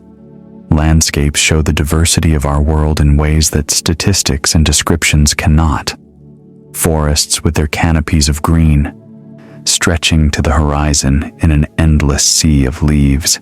Deserts spreading under blazing skies, the sand rippling in patterns created by wind. Mountains rising into clouds, their peaks covered with snow even when valleys below bask in warmth. Oceans rolling toward distant shores, waves breaking into foam as they meet the land. These images demonstrate that Earth is not one kind of place but many, a planet of extraordinary variety and contrast. It is hot and cold, wet and dry, flat and mountainous, all at once. Life on Earth appears in all its forms, and the team took care to show the range of organisms that share our world. Dolphins leap through waves, their sleek bodies arcing above the water before plunging back below. Eagles soar on outstretched wings, riding thermal currents high above the ground. Elephants lumber across African plains, their massive bodies moving with unexpected grace. Insects crawl across leaves, their tiny bodies intricate and strange, reminding viewers that Earth hosts creatures at every scale from microscopic to massive. Plants flower in gardens, their colors attracting the pollinators that help them reproduce. Trees stand sentinel in forests, some of them thousands of years old, living bridges connecting past and future. Agricultural scenes show how humans have learned to grow food from the soil, arranging plants in rows, irrigating fields, harvesting crops. This is perhaps the most significant difference between humans and other animals. We do not simply gather what nature provides. We actively shape the landscape to meet our needs. human civilization receives extensive coverage across dozens of images. The Taj Mahal represents our architectural achievements, a monument of white marble built by the Mughal Emperor Shah Jahan for his beloved wife Mumtaz Mahal, who died giving birth to their 14th child. The building took over 20 years to complete, employing thousands of artisans and craftsmen. Its perfect symmetry, its delicate inlaid decorations, its gleaming domes and minarets, all of this speaks to what human beings can create when they pour their hearts into a task. Houses show where ordinary people live, from traditional structures in Africa, with thatched roofs and walls of mud brick, to modern homes in New Mexico, with large windows and clean geometric lines. A house being constructed demonstrates the process of building, the framework of beams and joints that will eventually be covered with walls and a roof. These images show that human habitations vary enormously across cultures, adapting to different climates and available materials. Skyscrapers demonstrate our ability to build toward the sky, stacking floors upon floors in towers of glass and steel. These buildings require advanced engineering, deep foundations to support their weight, systems to move people and supplies between floors, structures capable of swaying slightly in high winds without breaking. They are testaments to human ingenuity and ambition. Transportation images show how we move across our world. Cars line the streets of cities, providing individual mobility at speeds our ancestors could not have imagined. Bicycles offer simpler transport, powered only by human muscles. Trains streak along tracks, carrying passengers and freight across vast distances. Airplanes soar through the sky, crossing oceans in hours that sailing ships once took weeks to traverse. Each image represents a different solution to the same fundamental problem. How do you get from one place to another? Daily life appears in photographs of people eating, fishing, farming, and dancing. These images humanize the species that created the record. We are not just builders of monuments and inventors of machines. We are creatures who sit down to meals, who gather food from rivers and seas, who celebrate with movement and music. Children sit in schoolrooms, learning from teachers, acquiring knowledge that previous generations have accumulated. Shoppers push carts through supermarkets stacked with food from around the world, a testament to global trade networks and agricultural abundance. Traffic flows through city streets, a river of metal and glass carrying people to their destinations. Athletes sprint around tracks, their bodies pushed to the limits of human performance. The committee faced a difficult decision when it came to human biology and reproduction. After the controversy surrounding the nude figures on the Pioneer plaques, NASA was extremely cautious. The agency had received angry letters from citizens who considered the anatomical drawings obscene, pornography sent into space at taxpayer expense. NASA made clear that no nude photographs would be permitted on the Voyager record. The compromise was silhouettes. A photograph shows the outline of a pregnant woman, the curve of her belly revealing the fetus growing inside. This image represents human reproduction without showing explicit anatomy. The shadow tells the story without giving offense. But artist John Lomberg found a workaround. His diagram of vertebrate evolution traces the development of life on Earth from simple organisms to complex creatures, and it includes anatomically correct drawings of a naked man and woman. The figures are small, scientific, clinical in their presentation. NASA approved the diagram because it served an educational purpose. Interestingly, on this diagram, the woman is the one waving in greeting, unlike the Pioneer plaque where the man raised his hand. George Hester had photographed a nude man and woman specifically for the record, but NASA rejected the image. It was considered too explicit, too likely to generate controversy. The photograph exists somewhere in archives, but it will never reach the stars. Notable by their absence are images of war, poverty, disease, and environmental destruction. The committee deliberately chose not to show humanity at its worst. No photographs of battlefields or bombs, no images of starving children or polluted rivers. Critics would later argue that this amounted to lying by omission, presenting a sanitized version of Earth that did not reflect reality. But Carl Sagan and his team believed in putting humanity's best foot forward.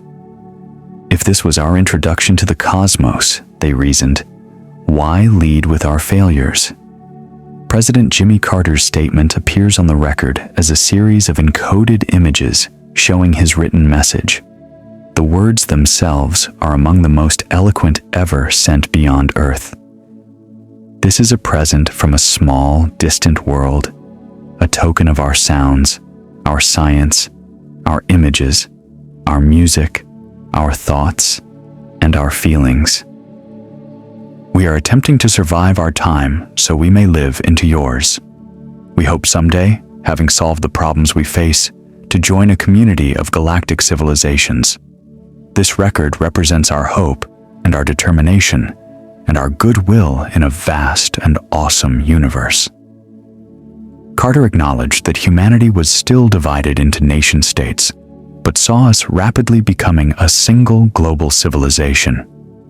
He recognized that the record would likely survive for 1 billion years, long after human civilization might be profoundly altered, and the surface of Earth vastly changed. His message was one of hope, tempered with humility, a greeting from a species still struggling to find its way. The message from UN Secretary General Kurt Waldheim also appears on the record, though his involvement would later become controversial. Decades after the Voyagers launched, it was revealed that Waldheim had served as an intelligence officer in the German Wehrmacht during World War II, stationed in areas where war crimes were committed. His wartime record had been concealed during his rise to diplomatic prominence. The team that created the Golden Record had no way of knowing this in 1977. His message now travels through space forever, a reminder that even our best intentions can be complicated by history we do not yet know. If the images on the Golden Record show what Earth looks like, the sounds reveal what it feels like to live here. The audio content creates an oral portrait of our planet, from the crash of ocean waves to the cry of a newborn baby. Close your eyes on any continent, and you would hear something: the wind, the rain, the birds, the hum of human activity. The committee wanted to capture that soundscape and preserve it forever. Timothy Ferris, who produced the audio portions of the record, described his role as essentially creating a sound collage. He had to mix dozens of different recordings into a coherent whole, adjusting volumes and timing so that one sound flowed naturally into the next. The result would be more like a piece of experimental music than a simple collection of field recordings. The Sounds of Earth section runs for approximately 12 minutes. It begins with natural phenomena, the forces that shape our world without human intervention. The breaking of surf against a shore, that rhythmic roar and retreat that has accompanied coastlines for billions of years. The whistle of wind through trees, a sound that predates any life capable of hearing it. The rumble of thunder during a storm, the growl of atmospheric electricity discharging between clouds and ground. The gentle fall of rain, each droplet striking leaves and soil and roof tiles. These sounds have existed on Earth for eons, long before any creature developed ears to hear them. They are the voice of the planet itself, the background noise of geology and meteorology. Volcanic eruptions make an appearance, the explosive power of molten rock forcing its way to the surface. Earthquakes rumble, the grinding of tectonic plates that slowly reshape continents over millions of years. These sounds remind any listener that Earth is not a static world, but a dynamic one, constantly changing, constantly in motion. Animal sounds follow, representing the diversity of life that shares our world. Birds call in forests and fields, their songs as varied as the species that produce them. Some chirp simple notes, others elaborate complex melodies. Some are melodic and beautiful by human standards, others are harsh and strange, but all of them represent the same thing: creatures communicating with each other, marking territory, attracting mates, warning of danger. Whale songs echo through the depths of the ocean, complex vocalizations that Carl Sagan believed might contain as much information as the great epic poems of human literature. These songs can travel hundreds of miles through the water, reaching other whales vast distances away. The biologist Roger Payne, who had pioneered the study of whale communication in the 1960s and 1970s, provided what he called the most beautiful whale greeting and the one that should last forever. Payne had released an album of whale songs in 1970 that became an unexpected bestseller, introducing millions of people to these haunting underwater calls. His contribution to the golden record seemed fitting. Elephants trumpet in African grasslands, their calls carrying for miles across the savanna. Dogs bark, the sound that has accompanied human settlements for tens of thousands of years since we first domesticated wolves. Frogs croak in wetlands, their chorus rising at dusk as males compete to attract females. Crickets chirp on summer nights, the scraping of their wings creating that rhythmic pulse that defines warm evenings around the world. Each species contributes its own voice to the chorus of Earth. A symphony with billions of performers. Human sounds enter the composition gradually, building from the most basic to the most complex. This progression was deliberate. Ferris and the team wanted to show a kind of evolution, from raw nature through biological life to human civilization and technology. Footsteps walking across ground represent the most fundamental human activity: locomotion. We are creatures who walk. We cover enormous distances on our own 2 feet, exploring, searching, traveling. A heartbeat follows, the rhythm that sustains every human life from first breath to last. This lub-dub pattern is universal to our species, a sound that begins before birth and continues until death. Laughter appears on the record, the sound of joy. The laughter is actually Carl Sagan's own, recorded during the production process. It is spontaneous and genuine, the kind of laugh that emerges when something delights you unexpectedly. What a strange thing to send to the stars, the sound of a particular man, in a particular moment, finding something funny. But laughter is universal to humans in a way that few sounds are. Every culture laughs. Every child learns to laugh. If there is one human sound that represents pure positive emotion, it might be laughter. A kiss was captured by a microphone held close to 2 lips meeting. The soft smack of contact, the intake of breath. This intimate sound speaks to human affection, to the physical expression of love and connection. It is a bold choice for an interstellar message. Some cultures might consider a kiss too private, too personal for public transmission. But the committee decided that representing human intimacy was worth any controversy. A mother speaking her first words to her newborn child appears near the end of the human sound section. This recording captures the beginning of language, the moment when communication between generations begins. The mother's voice is soft, cooing, full of love and wonder. The baby presumably responds with the sounds that newborns make, cries and gurgles, and the movements of tiny limbs. This single recording encapsulates so much of what it means to be human: birth, parenthood, language, love, the passing of knowledge from old to young. The sounds of human technology mark our transition from creatures of nature to builders of civilization. Morse code taps out the message, per aspera ad astra, through hardship to the stars. The wheels of a train clatter along tracks, the engine of an automobile purrs and rumbles, a jet plane screams overhead, a Saturn V rocket, the most powerful machine ever built, roars into the sky on a pillar of fire. These sounds trace our technological development from the telegraph to the space age, from tentative first steps to the rockets that carry the golden record itself. The philosophy behind this audio essay was to show progression, from the raw elements of nature through the emergence of life to the rise of human civilization and technology.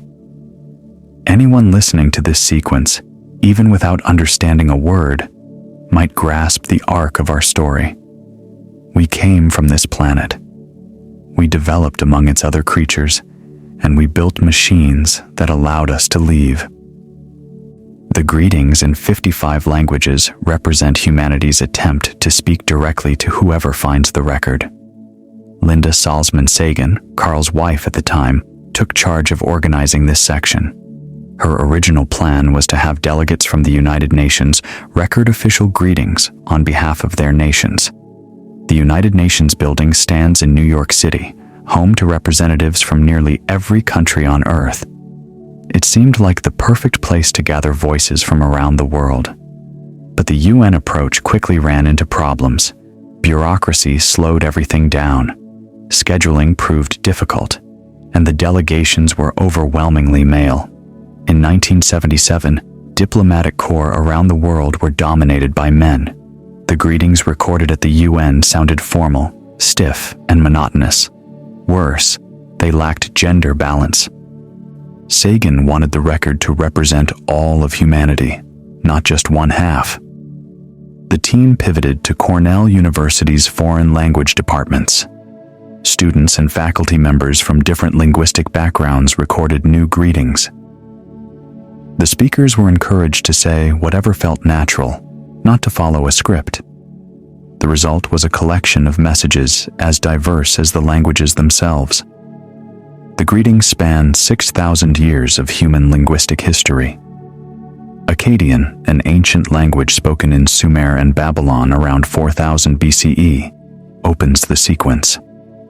No native speakers of Akkadian survive today, but scholars have reconstructed its pronunciation from ancient tablets. Including this dead language was a deliberate choice. It showed that human civilization has deep roots, that we have been speaking and writing for millennia. The greetings proceed through languages living and extinct, major and obscure. Arabic. Greetings to our friends in the stars. May time bring us together. Amoy, a Chinese dialect. Friends of space. How are you all? Have you eaten yet? Come visit us if you have time. Turkish. May the honors of the morning be upon your heads. Swedish. Greetings from a computer programmer in the small university town of Ithaca on the planet Earth. Latin, the language of ancient Rome. Salvete quicumque estis, bonum erga vos voluntatem habemus, et pacem per astra ferimus. Greetings to you, whoever you are. We have goodwill towards you, and we bring peace across the stars. The sequence ends with Wu, a modern Chinese dialect, bringing the journey from ancient to contemporary full circle. But the final greeting in English came not from a diplomat or a scholar. It came from a 6-year-old boy. Nick Sagan, Carl and Linda's son, stepped up to a microphone and spoke 5 simple words. Hello from the children of planet Earth. No one told Nick what to say. His parents simply asked him what he would want to tell extraterrestrials. His response was spontaneous, innocent, and profound. The greeting from the children speaks for the future. for the generations yet to come.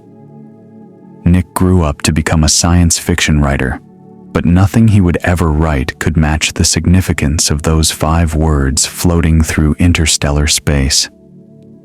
The Morse code message deserves special attention.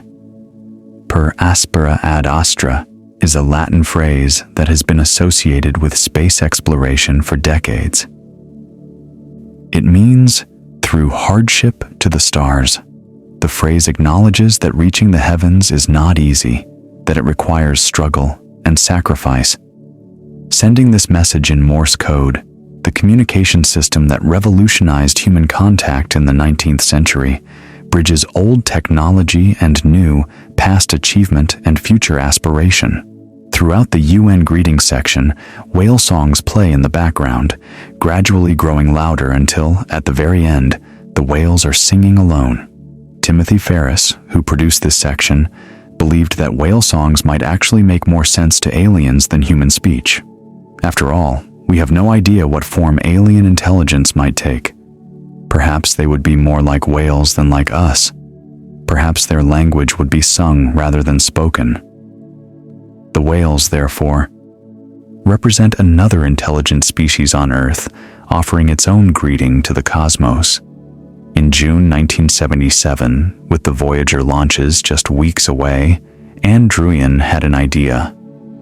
It was unconventional, perhaps even strange, but it might be the most intimate element of the entire golden record, the closest the project could come to capturing what it actually feels like to be a human being. What if they recorded someone's brainwaves? The human brain produces electrical impulses as it thinks, feels, and dreams. These impulses are weak but measurable, just a few millionths of a volt, flickering patterns of activity that correspond to every thought we have, every emotion we experience, every memory we recall. An electroencephalogram, or EEG, can detect these impulses by placing electrodes on the scalp. Medical doctors use EEGs to diagnose epilepsy and other neurological conditions. Researchers study them to understand how the brain processes information. But Druyan wondered if they could be used for something else entirely. What if, she thought, a civilization far more advanced than ours could someday decode those signals?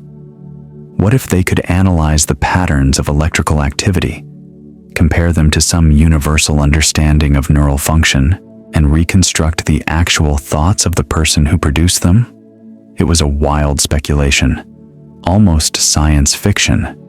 No technology on Earth in 1977, or today for that matter, could accomplish such a feat. Human neuroscience cannot reliably decode thoughts from EEG patterns. We understand that certain patterns correlate with certain states, that the brain produces different waves when sleeping versus waking, when concentrating versus relaxing. But reading specific thoughts from an EEG remains beyond our capabilities. Yet the golden record was already an act of extraordinary optimism.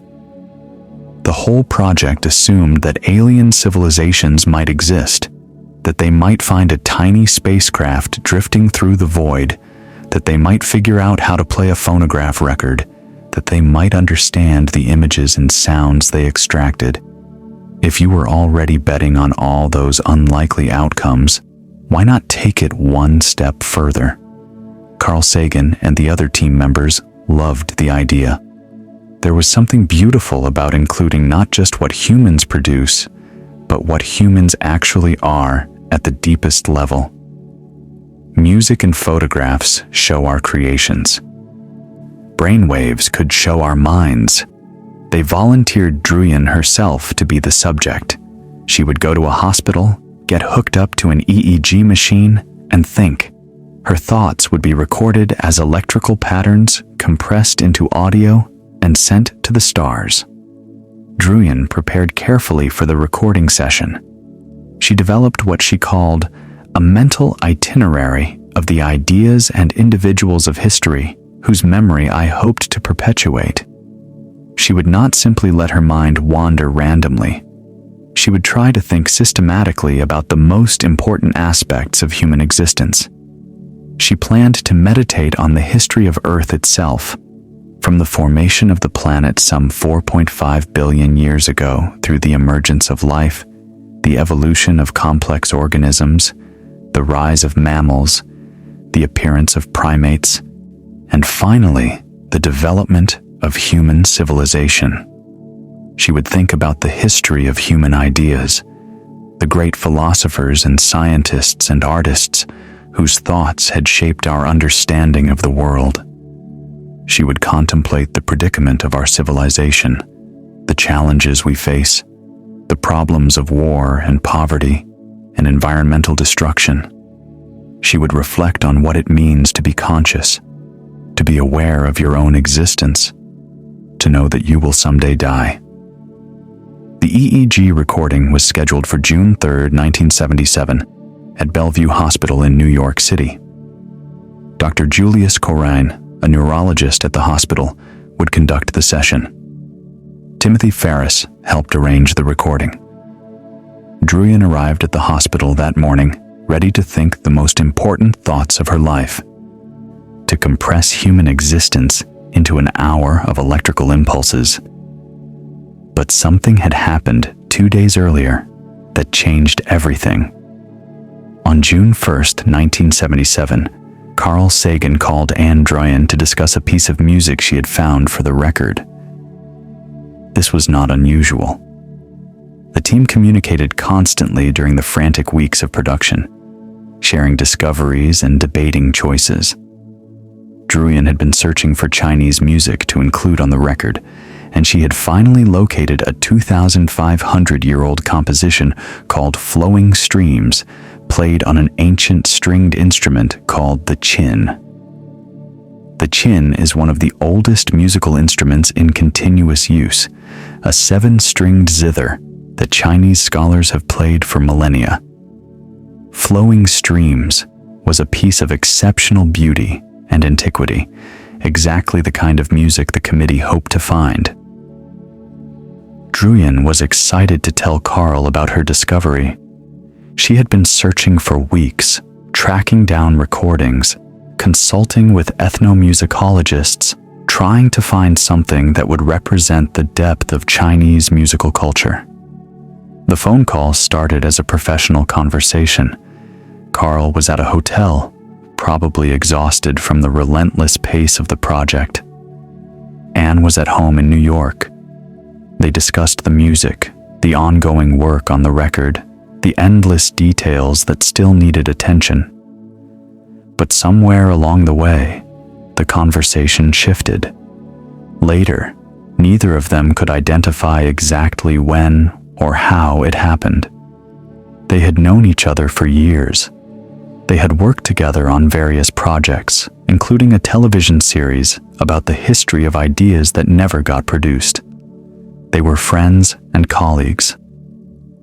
They respected each other's minds. They enjoyed each other's company. And apparently, without either of them fully realizing it, they had fallen in love.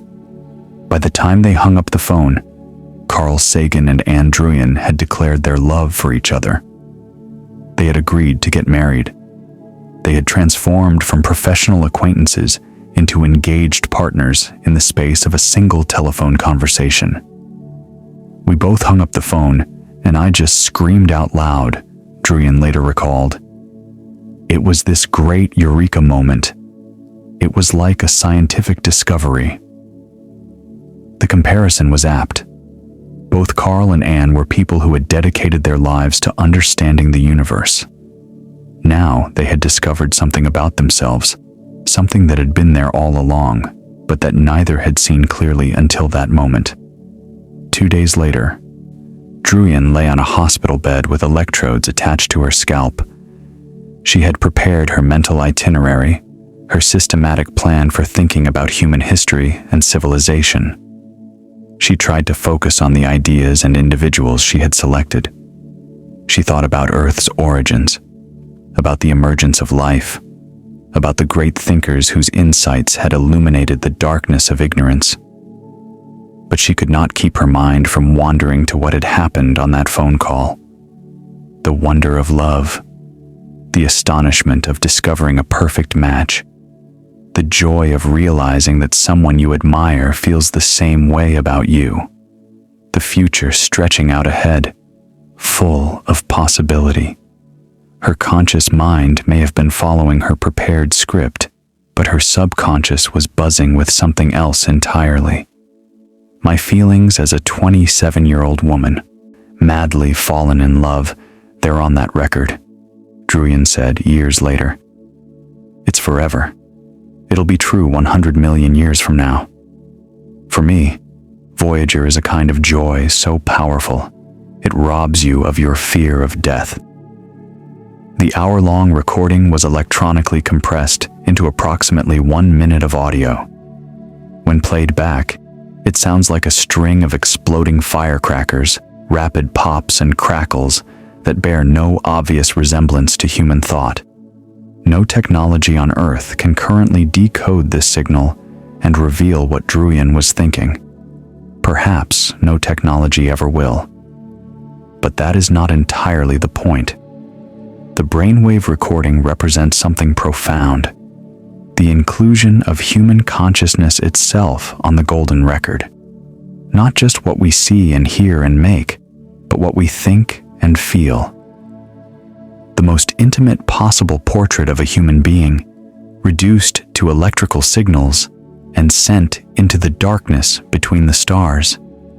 And somewhere in those signals, mixed in with thoughts of history and science and the predicament of human civilization, are the thoughts of a woman newly and wildly in love. Carl Sagan and Anne Druyan announced their engagement 2 days after Voyager 2 lifted off from Cape Canaveral. They married in 1981. Together, they created the landmark television series Cosmos, which introduced millions of viewers to the wonders of the universe. They co-wrote books and developed projects and raised a family. They were partners in every sense of the word until Carl Sagan's death from pneumonia in December 1996 at the age of 62. But the evidence of their love continues its journey. Right now, at this very moment, Voyager 1 is hurtling through interstellar space at over 38,000 miles per hour, carrying Anne Druyan's brainwaves into the cosmic night. Those electrical impulses, recorded in a hospital room in Manhattan nearly 50 years ago, have become the most distant love letter in history. It is a billion-year love letter, traveling through the void, waiting for someone to find it and read its message. And even if no one ever does, even if the record spins on through empty space until the end of time, the act of sending it means something. It means that love was here. It means that two people found each other across the vastness of their own lives, in the midst of a project designed to reach across the vastness of the universe. Whenever I'm down, Druyan once said, I'm thinking. And still they move, 35,000 miles an hour, leaving our solar system for the great open sea of interstellar space. The Voyager Golden Record is a remarkable achievement, but it is not a perfect one. From the moment the project was announced, critics raised questions about its methods, its contents, and its fundamental assumptions. Some of these criticisms are petty. Others cut to the heart of what it means to represent an entire species. The most basic criticism questions the legitimacy of the entire enterprise. Who gave Carl Sagan and his team the right to speak for all of humanity? This is not a trivial objection. The committee was small, just a handful of people working under extreme time pressure. They were mostly American. They were mostly scientists. They were people with particular tastes, particular biases, particular blind spots shaped by their education, their culture, and their era. They made decisions around kitchen tables in Ithaca and New York City, not in global assemblies where all voices could be heard. No vote was taken. No consensus was sought from the billions of people whose species would be represented. Imagine if the tables had been turned. Imagine if a small committee in China or Nigeria or Brazil had been given the task of representing humanity to the cosmos. Would they have made the same choices? Would Bach and Beethoven have received such prominent placement? Would the images have shown the same aspects of human life? The answers are almost certainly no. Different people would have made different choices. John W. Traffigan, an anthropologist at the University of Texas, has written extensively about the problems with the golden records approach. He argues that the record represents a fundamentally biased view of humanity, shaped by the assumptions of American scientists in the 1970s. The selection committee consisted of astronomers and engineers, not diplomats, anthropologists, or representatives from diverse cultures. Their choices reflected their own values and assumptions, which were not necessarily shared by the rest of the world. Traffigan and other critics point out that the record presents a highly selective view of human existence. It shows our achievements, but not our failures. It emphasizes our technology and art, but downplays our conflicts and cruelties. It suggests that humanity is unified and peaceful, when we are obviously neither. An alien civilization relying solely on the golden record for information about us would form a profoundly misleading impression. Consider the music selection. Western classical composers, Bach and Beethoven and Mozart, receive prominent placement on the record. 3 separate pieces by Bach appear, more than any other composer. This music is indeed magnificent, the product of centuries of European musical development, among the greatest artistic achievements of our species. But it represents a particular tradition from a particular part of the world during a particular historical period. Alan Lomax, the ethnomusicologist who advised the committee, fought hard to include non-Western music. His efforts resulted in selections from Java and Senegal, from Peru and Bulgaria, from Australia and Azerbaijan. These additions were crucial. Without them, the record would have presented an even more Eurocentric view of human musical culture. But critics argue that the balance still tilts heavily toward Europe. Classical music takes up more space than all the world's other musical traditions combined. Would an extraterrestrial intelligence, hearing the record, conclude that Earth's greatest musicians all happen to live in one small region of one small continent? Would they understand that billions of people create and enjoy music in traditions completely unrepresented on the record? The golden record cannot possibly include everything, but its choices inevitably privilege some cultures over others.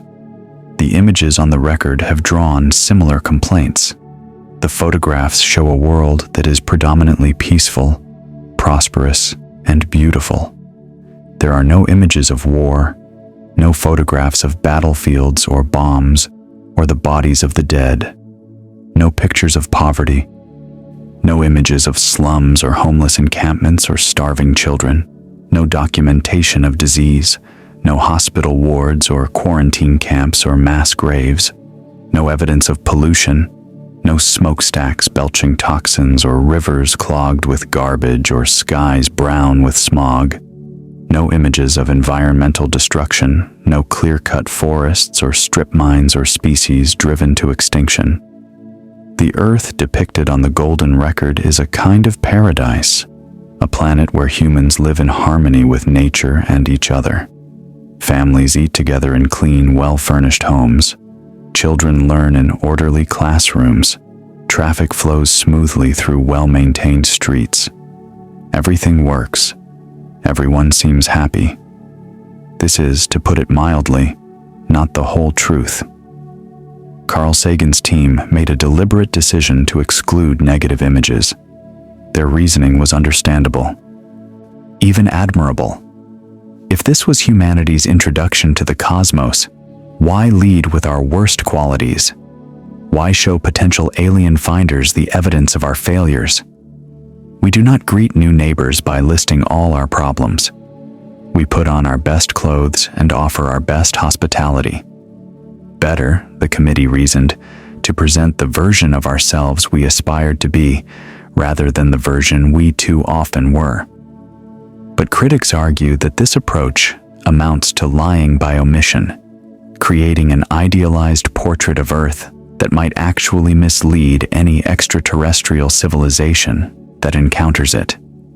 If aliens based their understanding of humanity entirely on the record's contents, they would have no idea that we wage wars over territory and ideology, destroy our environment for short-term profit, allow millions to starve while others live in obscene luxury, and treat members of our own species with cruelty that defies comprehension. They would not know about the Holocaust, or the slave trade, or the Rwandan genocide. They would not understand that the same species capable of composing Bach's Brandenburg Concerto is also capable of building Auschwitz. Perhaps this is fine. Perhaps any civilization advanced enough to find the Voyagers would have developed ways to gather information beyond what the record provides. Perhaps they would have radio telescopes capable of detecting our television broadcasts, which paint a far less flattering picture of human nature. Perhaps lying on a greeting card is acceptable when the truth is too complicated to convey. But the criticism raises uncomfortable questions about what the record really represents. Is it a message to aliens, or is it a message to ourselves? Is it an honest portrait of humanity, or is it propaganda? The anthropocentrism of the record has also drawn criticism from ecological and philosophical perspectives. Humans represent only a tiny fraction of Earth's animal biomass, perhaps 2.5% by some calculations. We have existed for only about 300,000 years on a planet that has hosted life for nearly 4 billion years. Our civilization, in its current form, dates back only about 10,000 years. We are newcomers, latecomers, a species that emerged yesterday in geological terms. Yet the record focuses overwhelmingly on human civilization. There are a few images of animals and plants, yes. But the emphasis is clearly on what we have built, not on the broader web of life from which we emerged. The Taj Mahal appears. The Amazon rainforest does not. Human cities are shown in detail. The great migrations of wildebeest and birds and fish that have shaped ecosystems for millions of years are absent. From an ecological perspective, the record misrepresents Earth as a human-dominated world. A truly balanced portrait would give far more attention to forests and oceans, to the billions of species that share this planet with us. After all, if aliens were to visit Earth, they might find the whales or the elephants more interesting than the humans. They might consider our cities eyesores and our agriculture destructive. They might wonder why we devoted so much attention to one species among millions. The nudity controversy deserves special attention. After the pioneer plaques generated outraged letters from citizens who considered the anatomical drawings obscene, NASA became extremely cautious. The agency forbade the inclusion of any nude photographs on the Voyager record, even though such images might have provided valuable anatomical information to alien finders. George Hester photographed a nude man and woman specifically for the record. The photograph was tasteful, scientific in its intent, designed to show alien observers what human bodies actually look like without the concealment of clothing. NASA rejected it. Only silhouettes were permitted. This decision reflects a peculiar aspect of American culture in the 1970s. The human body was apparently acceptable for aliens to see when drawn as a line diagram, but not when captured in a photograph. The distinction makes little scientific sense, but the political pressure from conservative citizens, made NASA risk-averse. The copyright battles over music reveal another absurdity. The team wanted to include "Here Comes the Sun" by the Beatles, one of the most beloved songs in popular music history.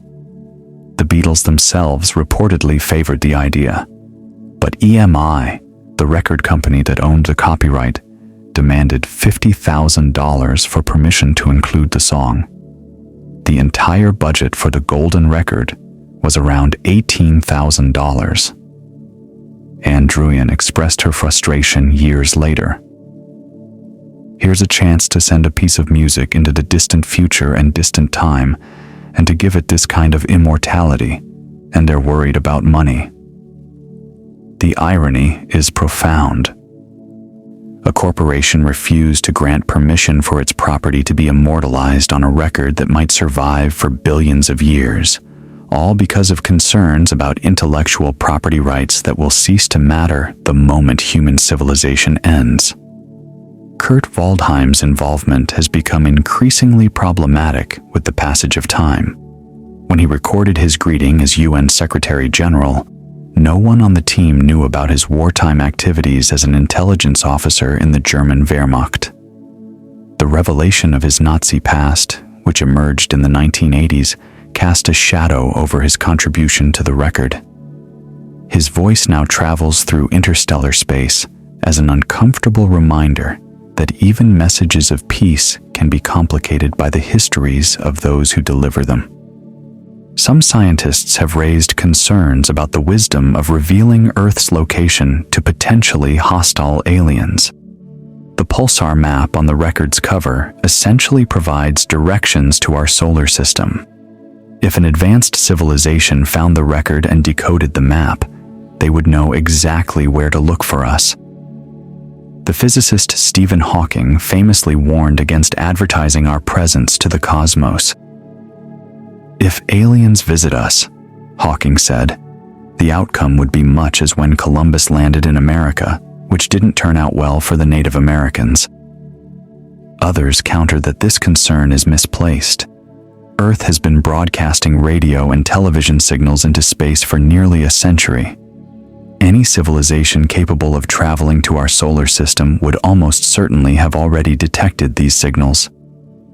The golden record reveals nothing that is not already visible to anyone with a sufficiently powerful radio telescope. What would we include if we made a golden record today?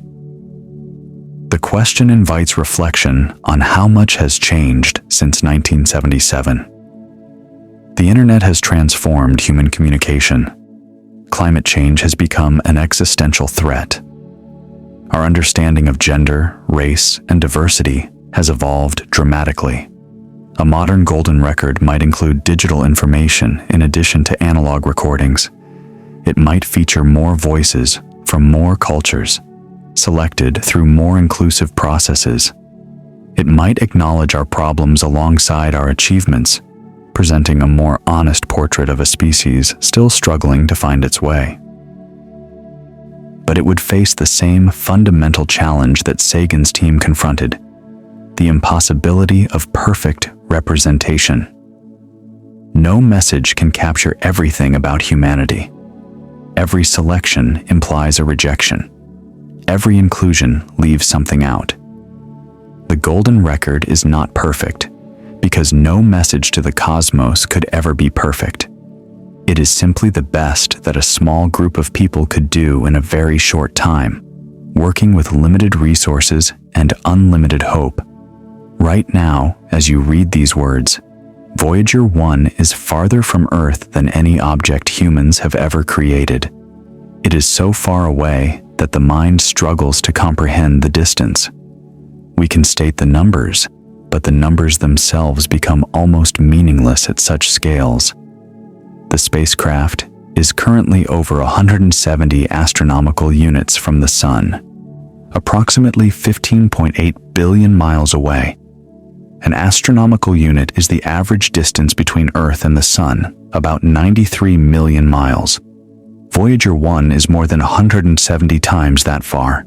If you could drive a car at highway speed toward Voyager 1, never stopping for fuel or rest, it would take you more than 30 million years to arrive.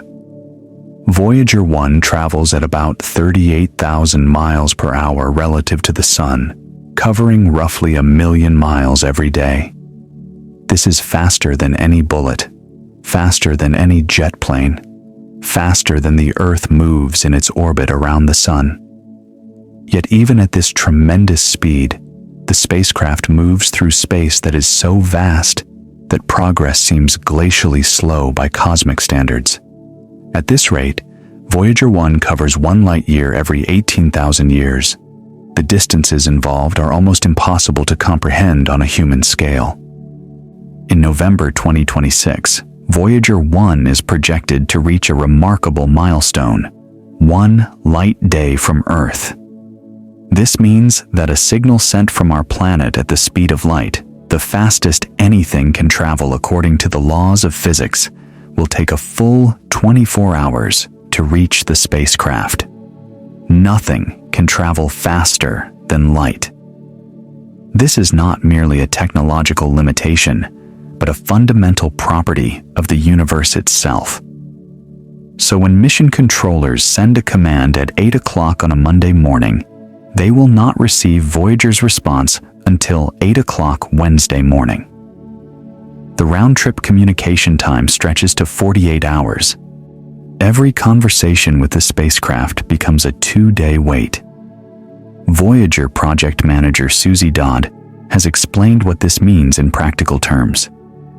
If I send a command and say, "Good morning, Voyager 1 at 8 a.m. on a Monday morning," I'm going to get Voyager 1's response back to me on Wednesday morning at approximately 8 a.m. It is a slow conversation, conducted across an unimaginable gulf.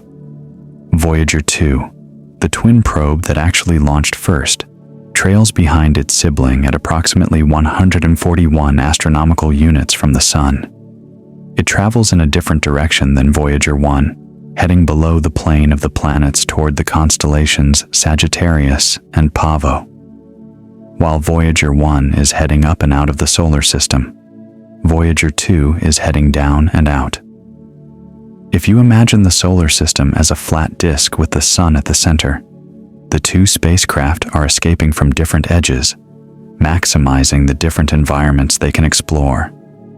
Both spacecraft are now in interstellar space, beyond the protective bubble of the Sun's magnetic influence. This is a region that no human-made object had ever visited before the Voyagers.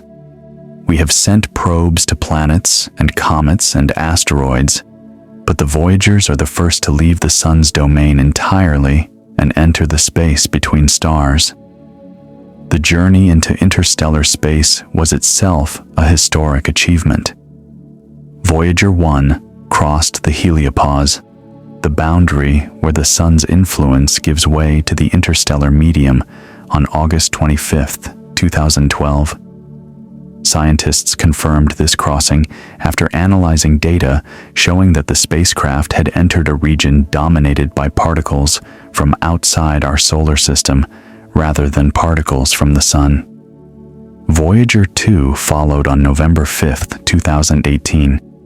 No human-made object had ever entered interstellar space before. These two probes, designed in the 1970s with technology less powerful than a modern smartphone, became the first emissaries from our planet to leave the Sun's domain entirely. But the Voyagers are old and growing weaker. Their power comes from radioisotope thermoelectric generators, devices that convert heat from decaying plutonium-238 into electricity. This power source was chosen because solar panels would be useless so far from the Sun, where sunlight is thousands of times dimmer than on Earth. But plutonium decays steadily over time. Each year, the Voyagers lose about 4 watts of electrical power. To cope with this declining power, NASA engineers have been shutting down instruments and systems one by one. The cameras were turned off decades ago, after Voyager 1 took its famous pale blue dot photograph of Earth from beyond the orbit of Neptune. The computers that controlled the cameras no longer exist on Earth. The software has been deleted. Even if engineers wanted to turn the cameras back on, they could not. What remains are the fields and particles instruments, the cosmic ray subsystem, the magnetometer, the plasma wave subsystem, and the low-energy charged particles experiment. These instruments allow the Voyagers to function as weather satellites in interstellar space, sensing the environment they travel through and sending data back to Earth. Recent years have brought serious technical challenges. In November 2023, Voyager 1 stopped sending readable data back to Earth. The spacecraft was still transmitting, but the information was garbled and useless. Engineers eventually traced the problem to a corrupted memory chip in the flight data subsystem. A single chip, holding perhaps 3% of the system's memory, had failed after nearly half a century of operation in the harshest environment imaginable. The solution required remarkable ingenuity. Engineers could not simply replace the broken chip from 15 billion miles away. Instead, they developed a software workaround that distributed the affected code across other parts of the computer's memory. Commands were sent in April 2024. Given the 45-hour round-trip communication time, each adjustment required patience measured in days. The fix worked. Voyager 1 resumed sending useful data. But the episode highlighted how fragile these aging spacecraft have become. Any component could fail at any time. Engineers describe keeping the Voyagers operational as increasingly difficult with each passing year. Between May 2025 and February 2026, the situation became even more precarious. Deep Space Station 43 in Canberra, Australia, is the only antenna on Earth capable of sending commands to the Voyager spacecraft. The other antennas in the Deep Space Network are not powerful enough to reach the probes at their extreme distance. During an extended period of upgrades to the Canberra facility, engineers had only limited windows to communicate with the spacecraft. NASA expects the Voyagers to continue operating in some capacity through at least 2026 to 2030, possibly longer, but eventually, perhaps within the next 5 years, the power will drop too low to keep any instruments running. The last signal will be sent. The last data will be received, and then silence. But that will not be the end of the journey. It will merely be the end of the conversation. After the final signal fades, the Voyagers will continue traveling forever. Nothing in interstellar space will slow them down significantly. Newton's first law of motion guarantees that objects in motion stay in motion unless acted upon by an outside force. In the near-perfect vacuum between stars, there are almost no forces to act upon the spacecraft. In approximately 40,000 years, Voyager 1 will pass within 1.6 light-years of a star called Gliese 445, currently located in the constellation Camelopardalis. This will be the closest the spacecraft comes to another star for millions of years. Voyager 2, traveling in a different direction, will approach Ross 248 in the constellation Andromeda around the same time. Neither encounter will be particularly close by astronomical standards. The Voyagers will not enter any solar system, will not orbit any star, will not approach any planet. They will simply drift through the darkness, two tiny objects carrying their messages through the emptiness between stars. Think about what that means. For tens of thousands of years, perhaps millions of years, the Voyagers will travel through regions where there is almost nothing. Occasional atoms of hydrogen, a few particles of cosmic dust, the radiation that fills all of space. No planets, no moons, no asteroids, nothing but darkness and cold and silence. If consciousness somehow resided within those golden disks, it would experience an eternity of solitude that no human mind could endure. The golden records are built to endure this journey.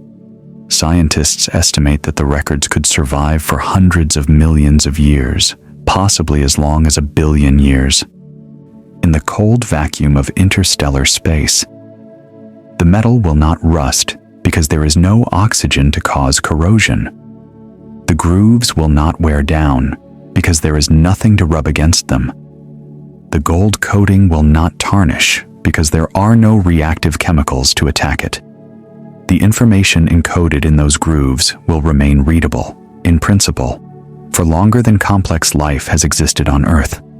1 billion years from now, everything on Earth may be gone. The continents will have shifted into unrecognizable configurations as plate tectonics continues its slow rearrangement of the surface. The climate will have changed beyond recognition, perhaps multiple times, as ice ages and warm periods cycle through. Humanity may have evolved into something unrecognizable. A species so different from us that we would not recognize them as our descendants.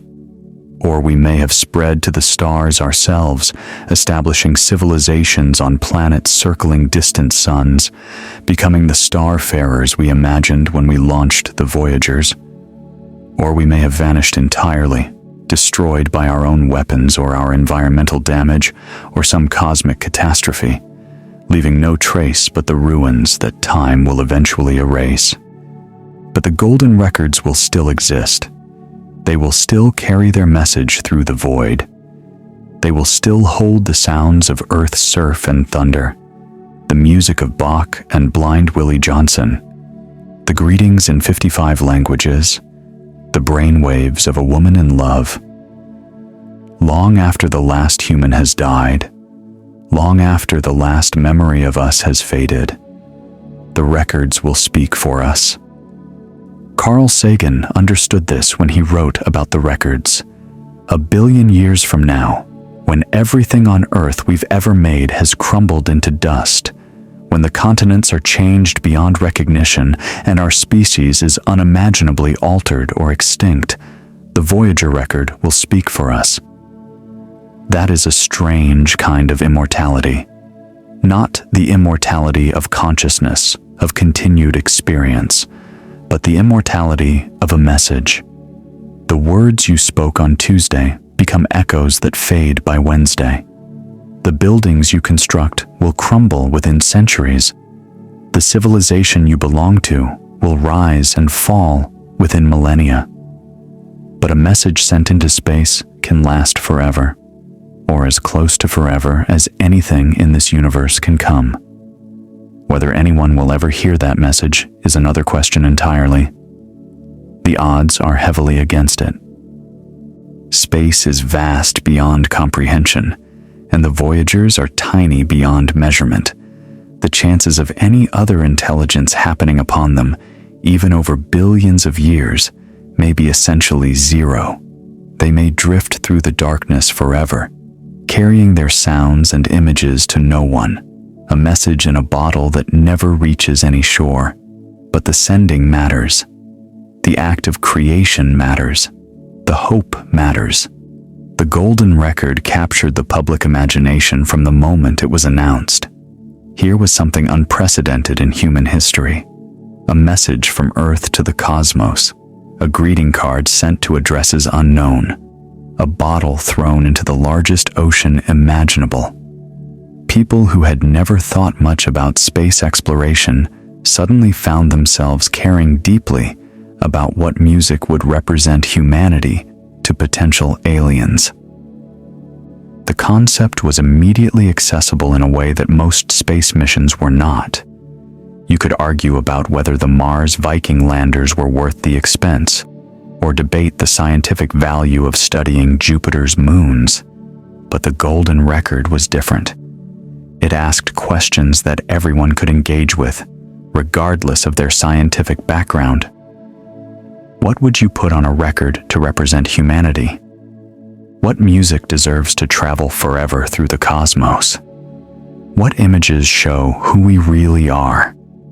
News coverage in 1977 treated the record as both a serious scientific endeavor and a cultural phenomenon. Newspapers and magazines ran stories explaining what was included and why. Television programs showed images of the record being prepared for launch, the gold disc gleaming under studio lights. Carl Sagan appeared on talk shows to explain the project, his enthusiasm infectious, his explanations clear and compelling. The selection of Chuck Berry's Johnny B. Goode generated particular interest and controversy. Here was a rock and roll song, barely 20 years old, included alongside Bach and Beethoven and ancient Javanese gamelan music. Some critics thought it was frivolous. Others celebrated it as a recognition that popular music mattered as much as classical compositions. The debate itself demonstrated how seriously people took the record's contents. The comedy world responded quickly.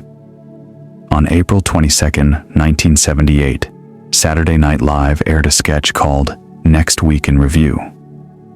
Host Steve Martin played a psychic named Kakuwa who could predict future headlines. One of his predictions involved the golden record. He held up a fake Time magazine cover showing a forward message that aliens had supposedly sent in response to the Voyager record: "Send more Chuck Berry." The joke was perfect. It captured the absurdity of the entire enterprise while also celebrating it. It suggested that aliens, if they existed, would have excellent taste in music. It acknowledged that of all the serious, dignified content on the record, the rock and roll song might be the most appealing to beings from another world. The joke became famous, repeated in articles and documentaries for decades afterward. "Send more Chuck Berry" became a shorthand for the hopefulness of the Voyager mission. In 1978, the team published Murmurs of Earth, the Voyager Interstellar Record, a book documenting the creation of the record and explaining its contents in detail. The book included reproductions of many of the images, though copyright restrictions prevented all of them from being shown. It contained the complete list of musical selections, transcripts of the greetings in all 55 languages, and essays by Sagan, Druyan, Ferris, Lomberg, and the other team members describing how they made their choices and what they hoped the record would accomplish. Murmurs of Earth became an essential reference for anyone who wanted to understand what humanity had sent to the stars. It was translated into multiple languages and remained in print for years. Teachers used it in classrooms. Artists referenced it in their work. Scientists cited it in papers about interstellar communication. The book preserved the thinking behind the record, the debates and compromises and inspirations that shaped its final form. But the record's influence extended far beyond documentation and academic study.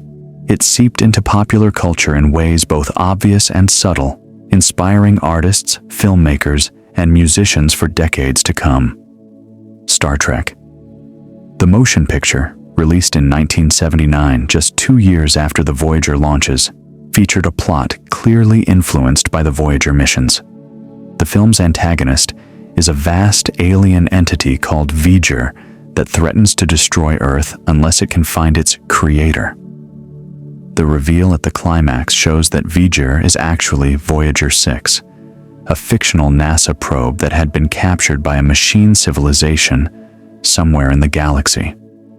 The alien machines had interpreted the probe's programming to learn all that is learnable and return that knowledge to its creator as a sacred mission. They had built an enormous vessel around the tiny probe and sent it back home. The film imagined what might happen if one of our interstellar probes actually encountered extraterrestrial intelligence. It took the optimistic premise of the Golden Record and twisted it into something strange and threatening. The message we sent out came back, transformed beyond recognition, powerful beyond comprehension. The film was not a critical success, but its plot demonstrated how quickly the Voyager missions had captured filmmakers' imaginations. The X-Files, one of the most popular television series of the 1990s, referenced the golden record in multiple episodes. Countless documentaries have explored its creation and contents, from serious scientific programs to nostalgic retrospectives about the 1970s. The animated film Elio from Disney Pixar in 2025 features the record prominently in its story about a young boy who becomes Earth's ambassador to an intergalactic community. The 40th anniversary of the Voyager launches in 2017 sparked renewed interest in the golden record and demonstrated that its cultural significance had not diminished with time. Ozma Records, a small label founded specifically for this purpose by David Peskovitz, Timothy Daly, and Lawrence Azarad, launched a Kickstarter campaign to release the record's contents on vinyl for the first time. The goal was to let people on Earth experience the record the way it was meant to be played, on a turntable with a needle in the grooves, hearing the sounds that were encoded nearly half a century earlier. The campaign exceeded all expectations, raising over $1.4 million from more than 10,000 backers. It became the most successful music-related Kickstarter project in history at that time.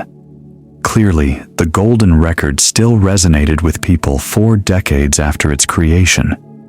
The backers were not just collectors or space enthusiasts.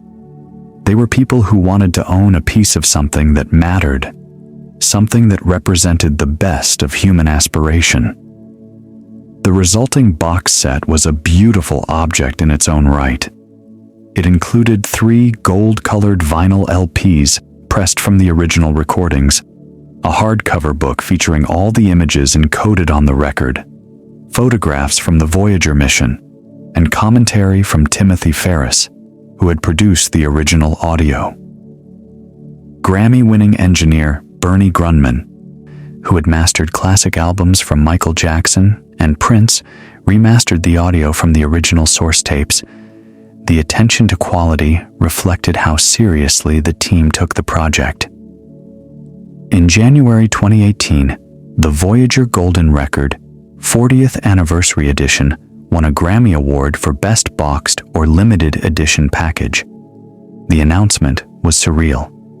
A message to extraterrestrials had received recognition from the Recording Academy, the same organization that gave awards to Taylor Swift and Beyoncé.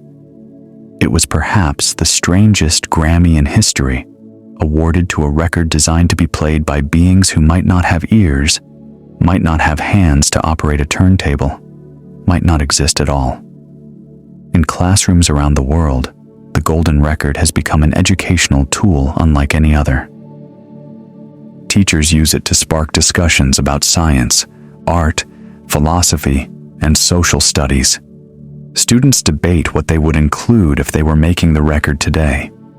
They consider questions of representation, bias, and cultural values. They think about what it means to define humanity for an audience that knows nothing about us. The record democratized cosmic thinking. Before Voyager, space exploration had been the province of astronauts and scientists, people with specialized training and access to exclusive technology. But everyone could imagine what they would put on the golden record. Everyone could think about how they would introduce themselves to an alien civilization. The project made space exploration personal, in a way that moon landings and planetary flybys could not. B.M. Oliver, a scientist who consulted on the project, made an observation that cuts to the heart of the record's significance. He noted that the extraterrestrials who might eventually find the record are probably not its primary audience. The real audience is us. The process of creating the record forced us to think about who we are, what we value, and how we want to be remembered. It held up a mirror to humanity and asked us to see ourselves clearly. Carl Sagan understood this deeply. In his famous pale blue dot reflection, inspired by a photograph that Voyager 1 took of Earth from beyond Neptune, He wrote about our planet as a tiny point of light in a vast cosmic darkness. Everyone you love, everyone you know, everyone you ever heard of, every human being who ever was, lived out their lives on that pale blue dot. The golden record is, in a sense, our attempt to preserve that dot, to ensure that even if we destroy ourselves or fade away, something of what we were will continue to exist. Andrian has continued advocating for the record's message throughout her life. After Carl Sagan's death, she served as a creative director for the NASA missions to Pluto and the Kuiper Belt. She was the primary writer and producer for the reboot of Cosmos, first Cosmos, A Space-Time Odyssey in 2014, and then Cosmos, Possible Worlds in 2020. Through these projects, she has continued to share the sense of wonder that animated the golden record. In 2017, during the anniversary celebrations, Druyan reflected on what the record means. The Voyager message is inscribed on a 12-inch gold-plated copper disc. It's a testimony of what it means to be human, our science, our mathematics, our music, and most importantly, our good intentions. It's an attempt to explain who we are to someone who knows absolutely nothing about us. The ultimate legacy of the golden record is that it exists at all. In the summer of 1977, a small group of people worked against an impossible deadline with an absurdly small budget to create something that would last longer than any other human artifact. They argued about music and images, struggled with bureaucracy and copyright, poured their hearts into a project that might never be heard by anyone. They knew the odds were against them. They knew that space is vast and empty, that the Voyagers are tiny and slow, that the chances of anyone ever finding the records are essentially zero. But they did it anyway. They created something beautiful and sent it out into the darkness, trusting that the act itself had meaning regardless of the outcome. And now, at this very moment, 2 copies of their work are flying through the darkness between stars, carrying the sounds and sights and hopes of Earth into an unknown future. Every second, they move another 17 kilometers farther from the sun. Every day, they cover another 1,000,000 miles. Every year, they travel farther than any previous human artifact has ever gone. The people who created the records are mostly gone now. Carl Sagan died in 1996. Frank Drake died in 2022. Jimmy Iovine became a music mogul. Timothy Ferris continued writing about science. John Lomberg continued creating space art. Anne Druyan continued championing the kind of cosmic perspective that she and Carl shared. But the record they created together carries on. It will carry on after everyone who worked on it has died. It will carry on after everyone who remembers them has died. It will carry on after the civilization that produced it has transformed into something new or vanished entirely. Carl Sagan put it best in words that have been quoted countless times since he first wrote them. The spacecraft will be encountered, and the record played only if there are advanced spacefaring civilizations in interstellar space, but the launching of this bottle into the cosmic ocean says something very hopeful about life on this planet. That hope is perhaps the most important thing on the golden record, not the music or the images or the greetings in 55 languages, not the brainwaves of a woman in love or the heartbeat of a human being, or the songs of whales in the deep. The hope that we might not be alone, the hope that someone might find us, the hope that our story might matter to someone, somewhere, somewhen. We are a species that creates messages and throws them into the void.